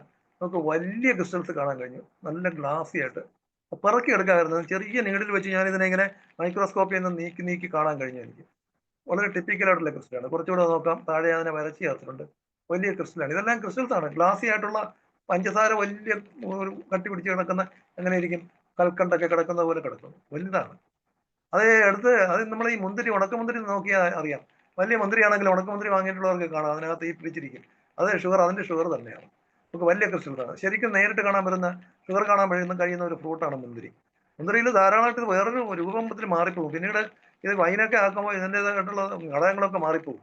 അത് കാരണം എന്ന് പറഞ്ഞാൽ ജൈവമായി മാറും. ഒരുപാട് ജീവികളെ കഴിച്ച് അവയെ എക്സ്ക്രീറ്റ് ചെയ്ത് അവയിൽ നിന്ന് രൂപപരിണാമം വന്ന് എൻസൈംസ് കൂടെ ചേർന്ന് അങ്ങനെ ഒരുപാട് മാറ്റം വരുന്നതാണ് ഈ വൈനൊക്കെ. അതുകൊണ്ടാണ് ഓരോ വൈനും പ്രധാനമാണ്. ഈ മെഡിസിൻസിലെല്ലാം വൈനാക്കി എടുത്തു കഴിഞ്ഞാൽ ഓരോന്നും വളരെ വലിയൊരു ബിസിനസ് ആയിരിക്കും. എല്ലാം വരുന്നു. പൂവാൻ കുരുന്നിന്റെ വൈൻ എന്നും പറഞ്ഞിട്ട് ഒരാളെടുത്ത് കൊടുത്തു നോക്കും, ധാരാളമായിട്ട് അത് പോകും. നല്ല എനർജറ്റിക്കാണ് പൂവാൻ കുരുന്ന്. ധാരാളമായിട്ട് നമ്മുടെ പ്രകൃതിയിലുള്ളതാണ്. അത് കൃഷി ചെയ്യണം, ഇല്ലെങ്കിൽ വേര് പോലും കാണില്ല. 4-5 പശുക്കളും ഉണ്ട്, 5-6 ഇത് അറിയാന്നുള്ള ആൾക്കാരുണ്ടെങ്കിൽ ആ പ്രദേശത്തൊന്നും ഈ മരുന്നുകളൊന്നും കാണില്ല. ഇനി ഇത് നമുക്ക് കാണാൻ കഴിയുന്നതാണ്. നോക്കൂ, ഈ ക്രിസ്റ്റലിൽ ഞാൻ വരച്ച ഇതിനിടയ്ക്ക് കാണുന്ന ആ ഒരു 2-3 ഇങ്ങനെ നല്ല ഗ്ലാസിയാണ്. നെക്സ്റ്റ് കാണിക്കാം. നെക്സ്റ്റ് പിക്ചർ ഉണ്ടോ? കുറച്ചുകൂടെ എല്ലാവരും ചെയ്തിരുന്ന താഴെയുള്ള കുറേ നല്ല ഇൻട്രസ്റ്റ് ആയിട്ടുള്ള ക്രിസ്റ്റൽസ് ആണ്. ഏറ്റവും നല്ല വലുതും നല്ല ഭംഗിയുള്ള ക്രിസ്റ്റൽസും നെല്ലിക്ക. അടുത്തത് നെല്ലിക്ക എന്ന് പറയുന്നത് എല്ലാവർക്കും അറിയാം. നെക്സ്റ്റ് നമ്മുടെ ആംലിക്ക, ഹില്ലാന്തസ് എംബിലിക്ക. ഇതിന്റെ നെല്ലിക്കയുടെ ഇതിൽ കാര്യം ഒരുപാട് സംസാരിക്കാനുണ്ട്. അതായത് ഡ്രൈ പൗഡറിലെ ഇപ്പം എന്തോന്ന് പറയുന്ന 3 ഇതുണ്ട്. ത്രിഫല എന്നുള്ള കേൾക്കാത്ത ആരും കാണില്ല. അതിന് താന്നിക്ക, കടുക്ക, നെല്ലിക്ക, ഇങ്ങനെ 3 ഘടകങ്ങളാണ് അതിനകത്ത് ചേർത്തിരിക്കുന്നത്. 3 കായാണ്. ഇപ്പൊ താന്നിക്ക, നെല്ലിക്ക, കടുക്ക. ഇപ്പൊ ഈ കടുക്ക നമുക്ക് അറിയാമായിരിക്കും, അപൂർവമായിട്ടെങ്കിലും നിങ്ങൾ ശ്രദ്ധിച്ചിട്ടുണ്ടാകും. ഹോമിയോപ്പതിക്കാർക്ക് നമ്മൾ ഇതൊന്നും അത്ര ഫെമിലിയർ ആയിരിക്കില്ല, കേട്ടിട്ടൊക്കെ ഉണ്ടായിരിക്കും. പക്ഷെ നെല്ലിക്ക നമുക്ക് എല്ലാവർക്കും അറിയാവുന്നതാണ്. നെല്ലിക്ക പോലുള്ള ഒരു വസ്തു ശരിക്കും പറഞ്ഞാൽ ഒരു ഫ്രൂട്ട് ഇല്ലെന്നാണ് നമ്മൾ പറയുന്നത്. ആരോഗ്യത്തെയും ആയുസിനെയും വർദ്ധിപ്പിക്കുന്നതിന് മറ്റേ പല ഘടകങ്ങളിലും, ഇപ്പോൾ ചവനപ്രാശം പോലുള്ളതൊക്കെ വർഷങ്ങൾക്ക്, എത്രയോ നൂറ്റാണ്ടുകൾക്ക് മുമ്പ് തന്നെ ചവന മഹർഷി കണ്ടെത്തിയ ചവനപ്രാശത്തിലും നെല്ലിക്കയാണ് പ്രധാനപ്പെട്ട ഘടകം. അതേപോലെ നമുക്കിപ്പോൾ നെല്ലിക്ക മാത്രമായിട്ട് കരിപ്പെട്ടിയൊക്കെ ചേർത്ത് ചെറിയ ജ്യൂസ് ഉണ്ടാക്കി വർഷങ്ങളോളം വെച്ച് അതിൽ നിന്ന് ഓരോ സ്പൂൺ കഴിച്ചാൽ ഒരിക്കലും തലയിലെ ഒരു രോമം, ഒരു ഹെയർ പോലും വിട്ടു പോകില്ല, കൊഴിഞ്ഞു പോകില്ല. അലോപേഷ്യയുടെ ഏറ്റവും നല്ല മരുന്ന് നെല്ലിക്കയാണ്. അത് എനിക്ക് നല്ല അനുഭവമുള്ളൂ. ഞാൻ കൂടുതൽ പേർക്കും ഞാൻ പറഞ്ഞും കൊടുത്തിട്ടുണ്ട്. ഈ നെല്ലിക്ക നമുക്ക് ധാരാളമായിട്ട് ഉപയോഗിക്കുന്നതുകൊണ്ട് നമുക്ക് പല്ലിന്, എല്ലിന് ഒക്കെ പറയും. പക്ഷെ കഴിക്കാൻ ഭയങ്കര മടിയാണ്. കിട്ടിയാലും ആരും ഇപ്പൊ കഴിക്കാറില്ല. കിട്ടാനും വാങ്ങാൻ പോകില്ലായിരിക്കാം. ഒരു നെല്ലിക്ക ഒരു ദിവസം നമ്മുടെ ആപ്പിൾ ഇപ്പൊ ഡോക്ടറെ എന്ന് നമുക്ക് പറയാനുള്ള കാര്യമാണ്. നമുക്ക് പ്രയാസമുള്ളതാണ്. എന്നാലും ഡോക്ടേഴ്സിനെ ഒഴിവാക്കുന്നതിന് ഏറ്റവും നല്ലത് ആപ്പിളാണെന്ന് പറയുന്നത് പോലെ ആണ് നെല്ലിക്ക. അടുത്തത് ഗയാനിക് ആസിഡ് എന്ന് പറയുന്നതും കാൽഷ്യം, അയൺ ഇതൊക്കെ ഇതിനകത്തുണ്ട്. വൈറ്റമിൻ സിയുടെ ഒക്കെ ഇതാണ് നെല്ലിക്ക ജ്യൂസ് പറയും. നെക്സ്റ്റ് നെല്ലിക്കയിൽ കണ്ട ഘടകങ്ങളാണ് ഇടത് വശത്തെ. നല്ല തെളിഞ്ഞ കാറ് കിടക്കുന്ന ഒരു കാറ് ദൂരെ നിന്ന് കിടന്ന് അങ്ങനെ ഇരിക്കും. അതുപോലെയാണ് ഈ ഇടത് സൈഡിൽ കിടക്കുന്ന ഇത്തിരി കൂടെ ചെറുതായി കാണുമ്പോൾ തോന്നുന്നത്. ഒരു കാറ്, നല്ല തിളങ്ങിയ ഒരു കാറ് വെയിലത്ത് കിടക്കുന്നു. എൻ്റെ വേറൊരു പുസ്തകത്തിൽ ഈ പുസ്തകത്തിൽ ഇതേ പിക്ചർ തന്നെ കൊടുക്കുന്ന കാർ പോലെ കിടക്കുന്നുണ്ട് താഴെ. ഒരു കാർ കിടക്കുന്നതിന് എങ്ങനെ അതുപോലെ. നെക്സ്റ്റ് നെല്ലിക്കയുടെ ഇലയാണ് ഇത്. നെല്ലിയുടെ ഇലയിലും ഇതേ ഘടകങ്ങൾ ഇതേപോലെ തന്നെ കുറെ വ്യത്യസ്തമായിട്ട് കാണാം. അടുത്തത് കാണിക്കൂ ഡോക്ടറെ. നെല്ലി ഇല കഴിഞ്ഞു. ഓറഞ്ച് നമ്മുടെ ഫ്രൂട്ട്സിൽ ഏറ്റവും റിക്കവറി പീരീഡ് ഓറഞ്ചിന് പ്രത്യേക കാര്യമുള്ളതിന് കാരണം സോഡിയവും പൊട്ടാഷ്യവും മെഗ്നീഷ്യവും കോപ്പറും ഇതിനകത്ത് ധാരാളമുണ്ട്. സൾഫറും ഉണ്ട്. ഇത്രയും മതിയല്ല, ബ്ലഡിന്റെ എല്ലാ ഘടകങ്ങളും ഉണ്ട്. മെഗ്നീഷ്യം ഉണ്ട്, കോപ്പറുണ്ട്, സൾഫറും ഉണ്ട്, മാംഗനീസും ഒക്കെ ഉണ്ട്.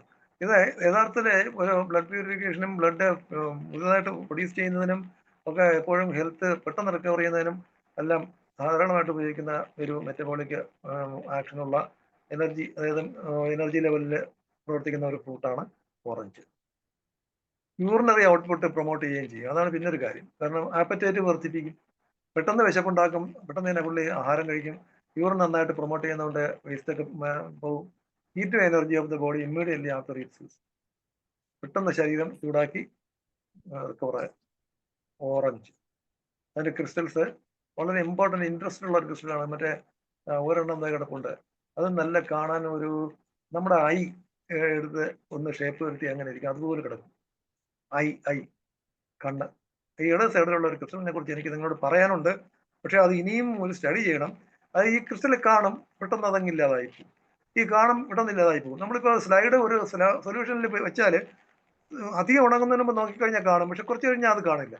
ഇത് ഫോസ്ഫറസിന്റെ എന്തോ ഒരു ഘടകമാണ്. ഏറ്റവും കൂടുതൽ ഫോസ്ഫറസ് ഉണ്ട് ഓറഞ്ചിൽ. അപ്പോൾ ഓറഞ്ച് ഈ ക്രിസ്റ്റൽ.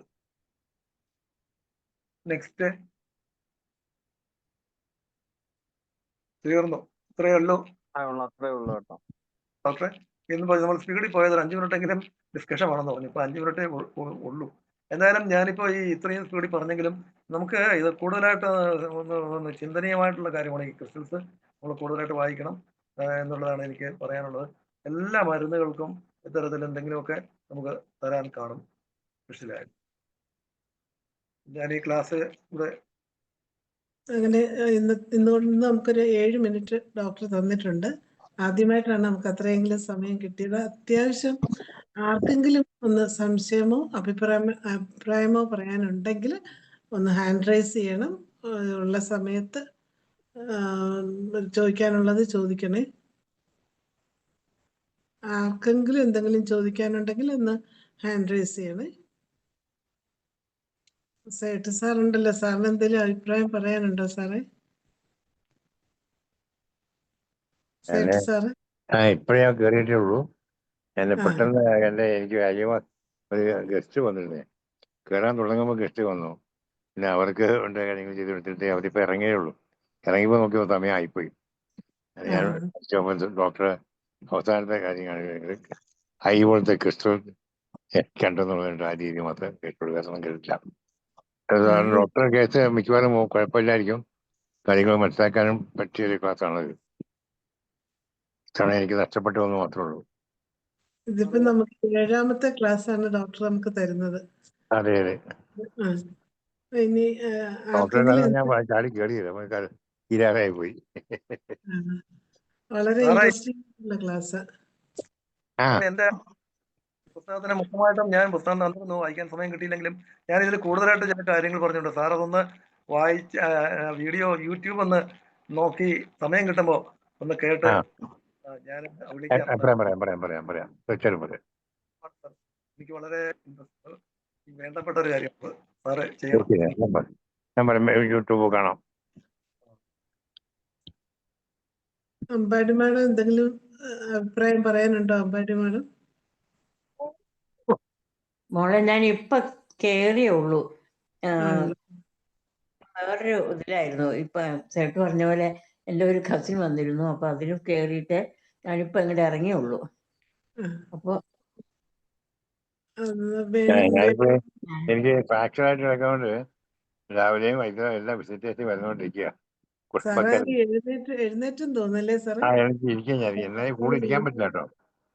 10-15 മിനിറ്റ് പിന്നെ പെയിൻ വരും. ഞാൻ ഉടനെ കിടക്കും. ഞാൻ അതേപോലെ കിടക്കൂല, പിന്നെ കിടന്നിട്ട് കുറച്ച് കഴിഞ്ഞാൽ പിന്നെ എണീക്കായിരിക്കും. ഇങ്ങനെ പ്രാക്ടീസ് ചെയ്തിരിക്കുക. നാളെ മുതലേ ഒന്ന് ഹോസ്പിറ്റലിൽ പോകണമെന്നൊരു ആഗ്രഹമുണ്ട്. അയ്യോ. ഇന്ന് പോകണമെന്നുണ്ടായിരുന്നു, പറ്റില്ല. നാളെ മുതൽ പോകണമുണ്ട്. കാരണം എനിക്ക് മോളെ കല്യാണമുണ്ട്. ഈ പേരിൽ വെറുതെ ക്ഷണിക്കാനുണ്ട് എനിക്ക്. ഈ 27-ാം തീയതിയാണ്, ജൂലൈ 27-ാം തീയതിയാണ് കല്യാണം. അവള് ഹോമിയോ ഡോക്ടറാണ്, ഹോമിയോപ്പതി ഡോക്ടറാണ്. കുറച്ചുകൂടെ ശ്രദ്ധിക്കണേ. ശ്രദ്ധിക്കാം, വേറെ ആരെയും വിടുക. ഉം. കുറച്ചുകൂടെ ശ്രദ്ധിക്കുക. സന്തോഷം സാറിന് ഇങ്ങനെ നേരെ ഇരിക്കുന്നത് കണ്ടതിൽ തന്നെ സന്തോഷം. കിടന്നാലേ കണ്ടുള്ളൂ അല്ലേ? അതെ അതെ. അടുത്ത് നമുക്ക് രമാദേവി ഹാൻഡിൽ രമാദേവി അമ്പാടി. മാഡം ഇപ്പൊ കേറിയേ ഉള്ളൂ, അതുകൊണ്ട് ഇപ്പൊ കേട്ടില്ല. ചോദിക്കാനുണ്ടെന്ന് തോന്നുന്നു. ഉണ്ടെന്ന് തോന്നുന്നല്ലേ? ഹാൻഡ് റൈസ് ചെയ്തിട്ടുണ്ടല്ലോ. അമ്പാടി മാഡം. ചേട്ടൻ ഞാൻ മേജർ സർജറി കഴിഞ്ഞിട്ടിരിക്കാം. 1 മാസേ ആയിട്ടുള്ളൂ. എനിക്ക് ഹിസ്റ്ററെക്ടമി ചെയ്തു. സെക്കൻഡ് ഡിഗ്രി ബ്ലാഡർ പ്രൊലാപ്സ് വന്നു. അപ്പോൾ യൂട്രസ് എല്ലാം എടുത്തു കളഞ്ഞു. അതുകൊണ്ട് ഞാനും ഇത് കഴിഞ്ഞിട്ട് ഇപ്പോൾ ഒരാഴ്ച ഇപ്പം 1.5 മാസം ആവണുള്ളൂ. റെസ്ട്രിക്ഷനാണ് ഓരോന്ന്. രണ്ടുപേരും രോഗികളായിട്ട് ഇതിനെ കയറി എന്നുള്ളതാണ് സന്തോഷം. ഞങ്ങള് സീനിയർ ജൂനിയർ ആയിട്ട് പഠിച്ചവരാ.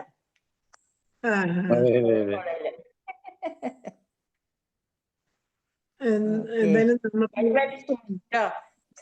Get well soon. Thank you. Same to you. Thank you. ഇനിയിപ്പം മഷൂദ് ഡോക്ടറെ ഞാൻ കഴിഞ്ഞ ദിവസമൊക്കെ പറയണമെന്ന് പറഞ്ഞൊരു കാര്യം, ഞാൻ ഇവിടെ തിരുവനന്തപുരത്ത് തന്നെ നമ്മുടെ ഒരു ഹോസ്പിറ്റലിൽ നമ്മൾ ഹോമിയോപ്പതി മരുന്ന് അവരിതുപോലെ നോക്കി. അങ്ങനെ നോക്കിയപ്പോഴത്തേക്ക് അവർ 7 കെമിക്കൽ അത് കണ്ടെന്നാണ് എന്നോട് പറഞ്ഞത്. അതിൽ ആഴ്സനിക്കും ലഡവും അങ്ങനെ പലതും കണ്ടു. അപ്പോൾ നമ്മളുടെ ഹോമിയോപ്പതി മരുന്ന് അതിലെന്താണ് ഇതെന്നൊക്കെ എന്നോട് ഒരിക്കലൊരു ചോദ്യമായിട്ട് വന്നിരുന്നു. അപ്പൊ ഡോക്ടറുടെ ഈ ക്ലാസ് കണ്ടപ്പോഴാണ് ഇത് ഈ കാണുന്ന പല ക്രിസ്റ്റൽസും അങ്ങനെയുള്ള ഓരോന്നായിരിക്കത്തില്ലേന്ന് ഒരു സംശയം. മഷൂദ് ഡോക്ടറെ. ഒരു പ്രശ്നമേ അല്ല, നമ്മൾ അതിനെക്കുറിച്ച് കേൾക്കേണ്ട കാര്യമേ ഇല്ല. കാരണം ഒരു ഭക്ഷണ പദാർത്ഥത്തില് ഒരു ക്രിസ്റ്റല് അല്ലെങ്കിൽ ഒരു പദാർത്ഥത്തിൽ ഒരു എലിമെന്റ് കണ്ടു എന്ന് പറഞ്ഞാല് അത് എത്ര നിശ്ചിതമായിട്ടുള്ള ഒരു ചോദ്യമാണ്, അല്ലെങ്കിൽ കാണലാണ്. അത്രയെങ്കിലും കാണാൻ കഴിഞ്ഞു എന്നുള്ളത് ഒരു പക്ഷേ നമുക്ക് എടുക്കാം. ഉദാഹരണത്തിന് ഈ ഭൂമിയിലുള്ള എല്ലാ പദാർത്ഥങ്ങളും ഒന്നിനൊന്ന് ചേർന്ന് അല്ലാതെ കാണാൻ കഴിയില്ല. ലൈഫിന്റെ ഏറ്റവും ഒരു പ്രത്യേകത സൂക്ഷിച്ചു വെക്കലാണ്. ഈ കോശങ്ങളെല്ലാം എങ്ങനെ ഇരിക്കുന്നു, നാമെല്ലാം എങ്ങനെ ഇരിക്കുന്നു, നമ്മുടെ ഓരോ ശരീരം എത്ര വിലപ്പെട്ടതാണ്. ഒരു വ്യക്തിക്ക് ഒരുപാട് കുട്ടികളുണ്ട്, മക്കളുണ്ട് എന്ന് വിചാരിച്ചുകൊണ്ട് അതിൽ ഒരാളെ മതി, എനിക്ക് ഇത്രയും പേരെല്ലാം ഒരുപോലെയാണ്, എൻ്റെ കുട്ടികളാണ്, അല്ലെങ്കിൽ ഈ കാണുന്ന ജനങ്ങളെല്ലാം എൻ്റെ നേതൃത്വത്തിൽ വരുന്നവരാണ്, ഇവരെല്ലാം ഒന്നൊന്നാണ്, ഞാൻ ഒന്നിച്ചങ്ങ് യുദ്ധം ചെയ്ത് കൊന്നുകളയാം അല്ലെങ്കിൽ നശിപ്പിച്ച് കളഞ്ഞാൽ എനിക്കൊന്നുമില്ല എന്ന് ഒരു രാജാവും വിചാരിക്കില്ല. കാര്യം എന്ന് പറഞ്ഞാൽ ഓരോന്നിനും അതിൻ്റെതായിട്ടുള്ള പ്രത്യേകതയുണ്ട്. അതിലെല്ലാം സംക്ഷിപ്തമായിട്ടുള്ള ഉദ്ദേശശുദ്ധിയുണ്ട്. അവ എടുക്കുന്നു കൊടുക്കുന്നു എന്ന് പറഞ്ഞാൽ എടുക്കുന്നു, അവയുടെ ഉപയോഗത്തിന് എടുക്കുന്നു, മാറ്റിവെക്കുന്നു, എക്സ്ക്രീറ്റ് ചെയ്യുന്നു, ഇതെല്ലാത്തിനും അതിൻ്റെതായുള്ള സ്വഭാവവിശേഷമുണ്ട്. എന്നാലും എന്താണ്, ഇപ്പൊ എല്ലാ മനുഷ്യനെ മുഖം നോക്കിയാൽ ഇപ്പം നമുക്കറിയാം, തിരിച്ചറിയാം. പക്ഷെ എല്ലാ ആടിനെയും കൊണ്ട് ഇരുത്തിയിട്ട് ഒരാട് ഏതാണെന്ന് നോക്കിയാൽ ഒരാട്ടിടേനും വളരെ അപൂർവമായിട്ട് മനസ്സിലാക്കാൻ പറ്റുള്ളൂ. ആടിനെ നമ്മൾ തിരിച്ചറിയാൻ പറ്റില്ല, മൃഗങ്ങളെ ഒന്നും തിരിച്ചറിയാൻ പറ്റില്ല. ഈ സസ്യങ്ങളെല്ലാം ഒരു പൂന്തോട്ടത്തിൽ ഒരുപാട് സസ്യങ്ങൾ നിൽക്കുന്നു. ഞാൻ കയറിയിട്ട് എൻ്റെ തുമ്പയിൽ ഏതെങ്കിലും ഒരു തുമ്പ അല്ലെങ്കിൽ ഒരു ജമന്തിപ്പൂവിൻ്റെ പ്രത്യേകിച്ച് എനിക്ക് കാണണമെന്ന് ചോദിച്ചാൽ അത് ചിലപ്പോൾ വളർന്നു പോയി 5 ദിവസം കഴിയുമ്പോൾ കാണാൻ പറ്റില്ല. പക്ഷെ മനുഷ്യനെ അങ്ങനെയല്ല, നമ്മുടെ മുഖം നമുക്ക് തിരിച്ചറിയാം. അതെന്തുകൊണ്ടാണ്? അവ യൂണിറ്റിയും ഉണ്ട്, അതോടൊപ്പം തന്നെ ഡൈവേഴ്സിറ്റിയും ഉണ്ട്. അതുകൊണ്ട് ഈ ഇപ്പോൾ ആഴ്സനിക്ക് ധാരാളമായിട്ട് ഉപയോഗിക്കുന്നതാണ്. ആഴ്സനിക്കിൻ്റെ അത് കാണും.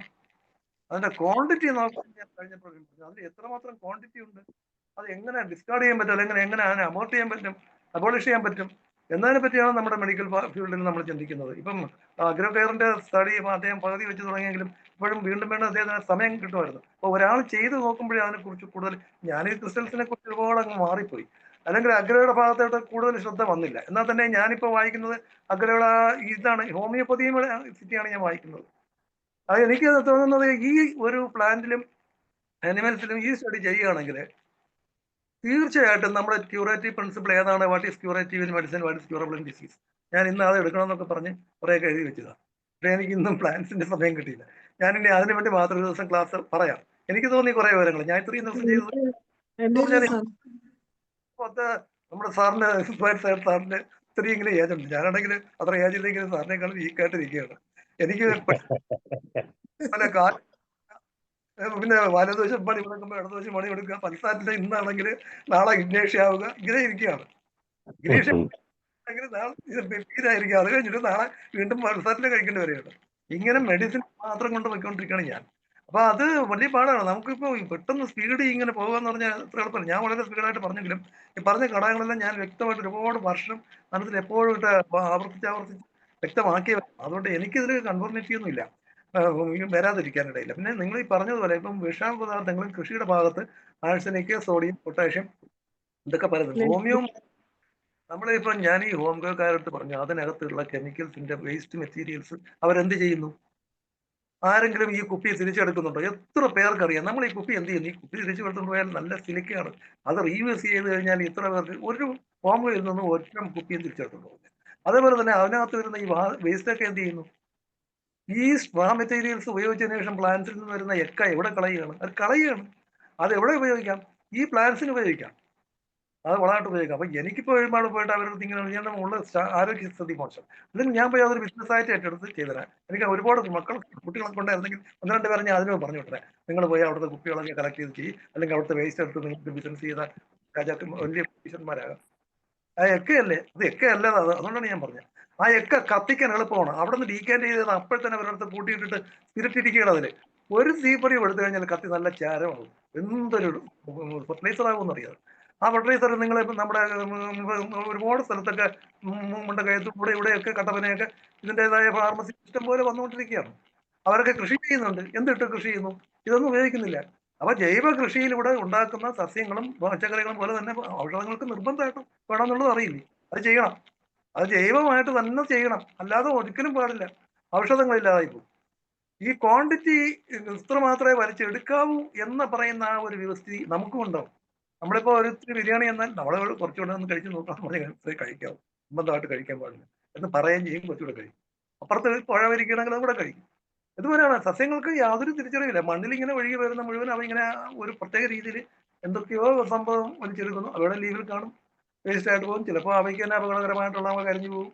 അങ്ങനെയാണ്. അപ്പം നമ്മൾ ഇതെല്ലാം കാണും. ഔഷധ സസ്യങ്ങളിൽ ഇതെല്ലാം കാണും.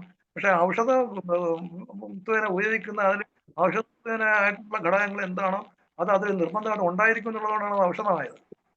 അതിനെ നമ്മൾ കൂടുതലായിട്ട് ശ്രദ്ധിക്കണം. ഇവരെല്ലാം മോഡേൺ മെഡിസിൻ വിപുലീകരിച്ച് വരുന്നതിന് വേണ്ടി ഒരുപക്ഷെ ഇതൊക്കെ പഠിച്ചാൽ പോകും. ഇതിൻ്റെയൊന്നും ആവശ്യമില്ല. കാരണം എന്താ, ഞാൻ നേരത്തെ പറഞ്ഞില്ലേ, ഇപ്പൊ സിങ്ക് ഉണ്ട്. സിങ്ക് ഇല്ലാതെ ഒരു സ്പേം മൂവ് ചെയ്യില്ല. സ്പേം മൂവ് ചെയ്യണമെന്നുണ്ടെങ്കിൽ സിങ്കിന്റെ ഘടകം കൃത്യമായിട്ട് അതിലുണ്ടായിരിക്കണം. അതുകൊണ്ടാണ് നമ്മൾ സിങ്കമേറ്റ് കൊടുത്താൽ മതി. ഈ ഇൻഫെർട്ടിലൈ കേസിന് സിങ്കമേറ്റ് മസ്റ്റ് ആയിട്ട് വേണ്ടി വരും. എന്തിനാണ്? സ്പേംസിന്. അപ്പം സിങ്കമെറ്റാണ് നമ്മൾ കൊടുക്കുന്നത്. അതിൽ എത്ര സിങ്ക് ഉണ്ട്? അതിൽ സിങ്കൊന്നും ഇല്ല. വളരെ കുറച്ച് എനർജിയേ ഉള്ളൂ സിങ്ക്. പക്ഷെ എന്നിട്ടും ആ സിങ്കമെറ്റ് അവിടെ സിങ്കമെറ്റിന്റെ ആക്ഷനാണ് വരുന്നത്. സ്പേംസ് മുട്ടയിലാവുന്നുണ്ട്. എനിക്ക് അറിയാവുന്നതാണ്. ഞാൻ വായിച്ചിട്ടുണ്ട് പല കേസസും. ഞാനും കണ്ടിട്ടുണ്ട് ഒന്ന് രണ്ട് സിങ്കമെറ്റ് കേസ്. അപ്പൊ അതെങ്ങനെ ക്ലാസ് ഒന്നുകൂടെ തുടരണം കേട്ടോ ഡോക്ടറെ. ഇവിടെ കൊണ്ട് നിർത്തരുത്. ഇതിൽ ഡെഫിഷ്യൻസി ഒക്കെ നമുക്ക് കൂടുതലായിട്ട് സ്റ്റഡി ചെയ്യാം. ഞാൻ ഇതിനെക്കുറിച്ച് തന്നെ ഈ വാട്ട് ഈസ് മെഡിസിൻ ഞാൻ എപ്പോഴും ആലോചിച്ചുകൊണ്ട് നടക്കുന്നതാണ്. അത് ഇങ്ങനെ പറയാനല്ല എനിക്ക് എളുപ്പം. നമ്മളിപ്പോൾ ഒരു കേസ് വരുമ്പോൾ ഉണ്ടല്ലോ, നമ്മളിപ്പോൾ ഈ സാധാരണ ഓരോരുത്തരും ഈ ക്ലാസ് എടുത്തുകൊണ്ടിരിക്കുമ്പോൾ അവർ പറയുന്ന എക്സാമ്പിളിൽ എനിക്കൊരു ക്യൂറേറ്റീവ് ഇൻ മെഡിസിൻ പറഞ്ഞ അതിലൊരു തിയററ്റിക് പോർഷന് അല്ലെങ്കിൽ ഫിലോസഫിക്കൽ ഒരു പോർഷൻ വരും. ഇത് ഒരുപാട് ഞാൻ ഇങ്ങനെ ഓർത്ത് കളയുന്നു. എനിക്ക് അപ്പോഴത്തിനെ കുറിച്ചിടാൻ കഴിയാത്തതുകൊണ്ട് അത്രയും പോയിരിക്കുകയാണ്. ഇനി എപ്പോഴെങ്കിലും ഓരോന്നോരോന്ന് വീണ്ടും കണ്ട് കേൾക്കുമ്പോൾ ഞാൻ റിക്ലക്ട് ചെയ്ത് തരുന്നു. ഇതൊക്കെ ഇത് സമയം ഇച്ചിരി കൂടുതലായി സാറേ എന്നൊക്കെ പറയാം. അപ്പൊ അത് നമുക്ക് കൂടുതൽ വായിക്കുന്നവരെ ആ രീതിയിലാണ് ഹോമിയോപ്പതി നമുക്ക് സ്റ്റഡി ചെയ്താൽ നമുക്ക് കൂടുതൽ പ്രാക്ടിക്കൽ പോയിന്റ് ഓഫ് വ്യൂവിൽ കിട്ടും. ഇപ്പൊ തെറാപ്യൂട്ടിക് പോയിന്റിലും പോകുന്നുണ്ട്. ചിലർ ഈ തെറാപ്യൂട്ടിക് പോയിന്റിലാണ് നമ്മൾ പലരും പ്രാക്ടീസിൽ എത്തിപ്പോകുന്നത്. സിംഗിൾ റെമഡി വലിയ പോകുമ്പോൾ നമ്മൾ ഇത്രയും എളുപ്പത്തിൽ പോകും. പക്ഷെ അതിനേക്കാൾ ഈ എലിമെന്റൽ വ്യൂവിൽ പോകുന്നത് വളരെ എളുപ്പമാണ്, കുറച്ചുകൂടെ എളുപ്പമാണ്. എന്തായാലും സാറേ നമുക്ക് ഇനി 5 മിനിറ്റ് കൂടെ കൂടുതലായതുകൊണ്ട് ഞാനൊന്ന് ഇടപെടുന്നതാണ്. നമുക്ക് ഇനിയിപ്പം ഒരു ക്ലാസ് കൂടെ സാറ് വെക്കണേ, കാരണം ഇത് കംപ്ലീറ്റ് ആയിട്ടില്ലല്ലോ. ഇന്നിപ്പോ ഇതിന്റെ ഇത് കംപ്ലീറ്റ് ആണ്. ചേർന്ന് വന്ന് വയ്ക്കാം. ഇന്നുകൊണ്ട് തീർക്കും. അപ്പൊ സാറിന് നന്ദി പറയുന്നതിന് അമ്പാടി മാഡത്തിനെ ക്ഷണിക്കുകയാണ്. അമ്പാടി മാഡം. പറയാം. ആദ്യം ഡോക്ടർ മൻഷൂർ ഇത്രയും ഡീറ്റെയിൽ ആയിട്ട് പഠിച്ചിട്ട് അത് മറ്റുള്ളവർക്ക് പ്രയോജനപ്രദമാകുന്ന വിധത്തിൽ അത് പ്രസന്റ് ചെയ്യുന്നതിൽ ഡോക്ടറോടുള്ള നന്ദി എൻ്റെ പേരിലും ഈ IFHന്റെ പേരിലും ഞാൻ അറിയിക്കുകയാണ്. ഇതിന് ശരിക്കും നന്ദി പറഞ്ഞ് തീർക്കാനുള്ളതല്ല, എന്നാലും ആ നന്ദി എന്നുള്ള വാക്കിൽ ഉൾപ്പെടുത്തിയാൽ പോരാ. ഇങ്ങനെ ഇത്രയും ഒരു നോളജ് നമുക്ക് തരുമ്പോൾ അത് നന്ദി കൊണ്ടല്ല തീർക്കേണ്ടത്. എന്നാലും ആ 2 വാക്ക് പറഞ്ഞ് ഞാൻ എൻ്റെ പേരിലും എൻ്റെ IFHന്റെ പേരിലുള്ള ആ ഒരു കടപ്പാട് അറിയിച്ചുകൊള്ളുന്നു. Thank you madam. എന്തായാലും നല്ല ഒരു ക്ലാസ് ആണ് ഡോക്ടറിൽ നമുക്ക് ലഭിക്കുന്നത്. ഇപ്പൊ 7ാമത്തെ ഭാഗമാണ് ഇന്ന് കഴിഞ്ഞത്, എങ്കിലും അത് പൂർണ്ണമായിട്ടില്ല. വീണ്ടും ഇതിന്റെ ബാക്കി ക്ലാസ്സുമായിട്ട് ഒരിക്കൽ കൂടി വരണം. ഇത്രയും നല്ല ഇൻട്രസ്റ്റിംഗ് ആയിട്ടുള്ള ക്ലാസ് ഞങ്ങൾക്ക് തരുന്ന മഷൂദ് ഡോക്ടറിന് ഒരിക്കൽ കൂടി നന്ദി അറിയിക്കുകയാണ്. ഡോക്ടറുടെ അടുത്ത ക്ലാസ്സിന് വേണ്ടി ഞങ്ങൾ കാത്തിരിക്കുകയാണ്. ഇന്ന് നമ്മുടെ 1771 പ്രതിദിന സൂം വെബിനാർ ഇവിടെ അവസാനിക്കുകയാണ്. എല്ലാവർക്കും ശുഭരാത്രി. Good night.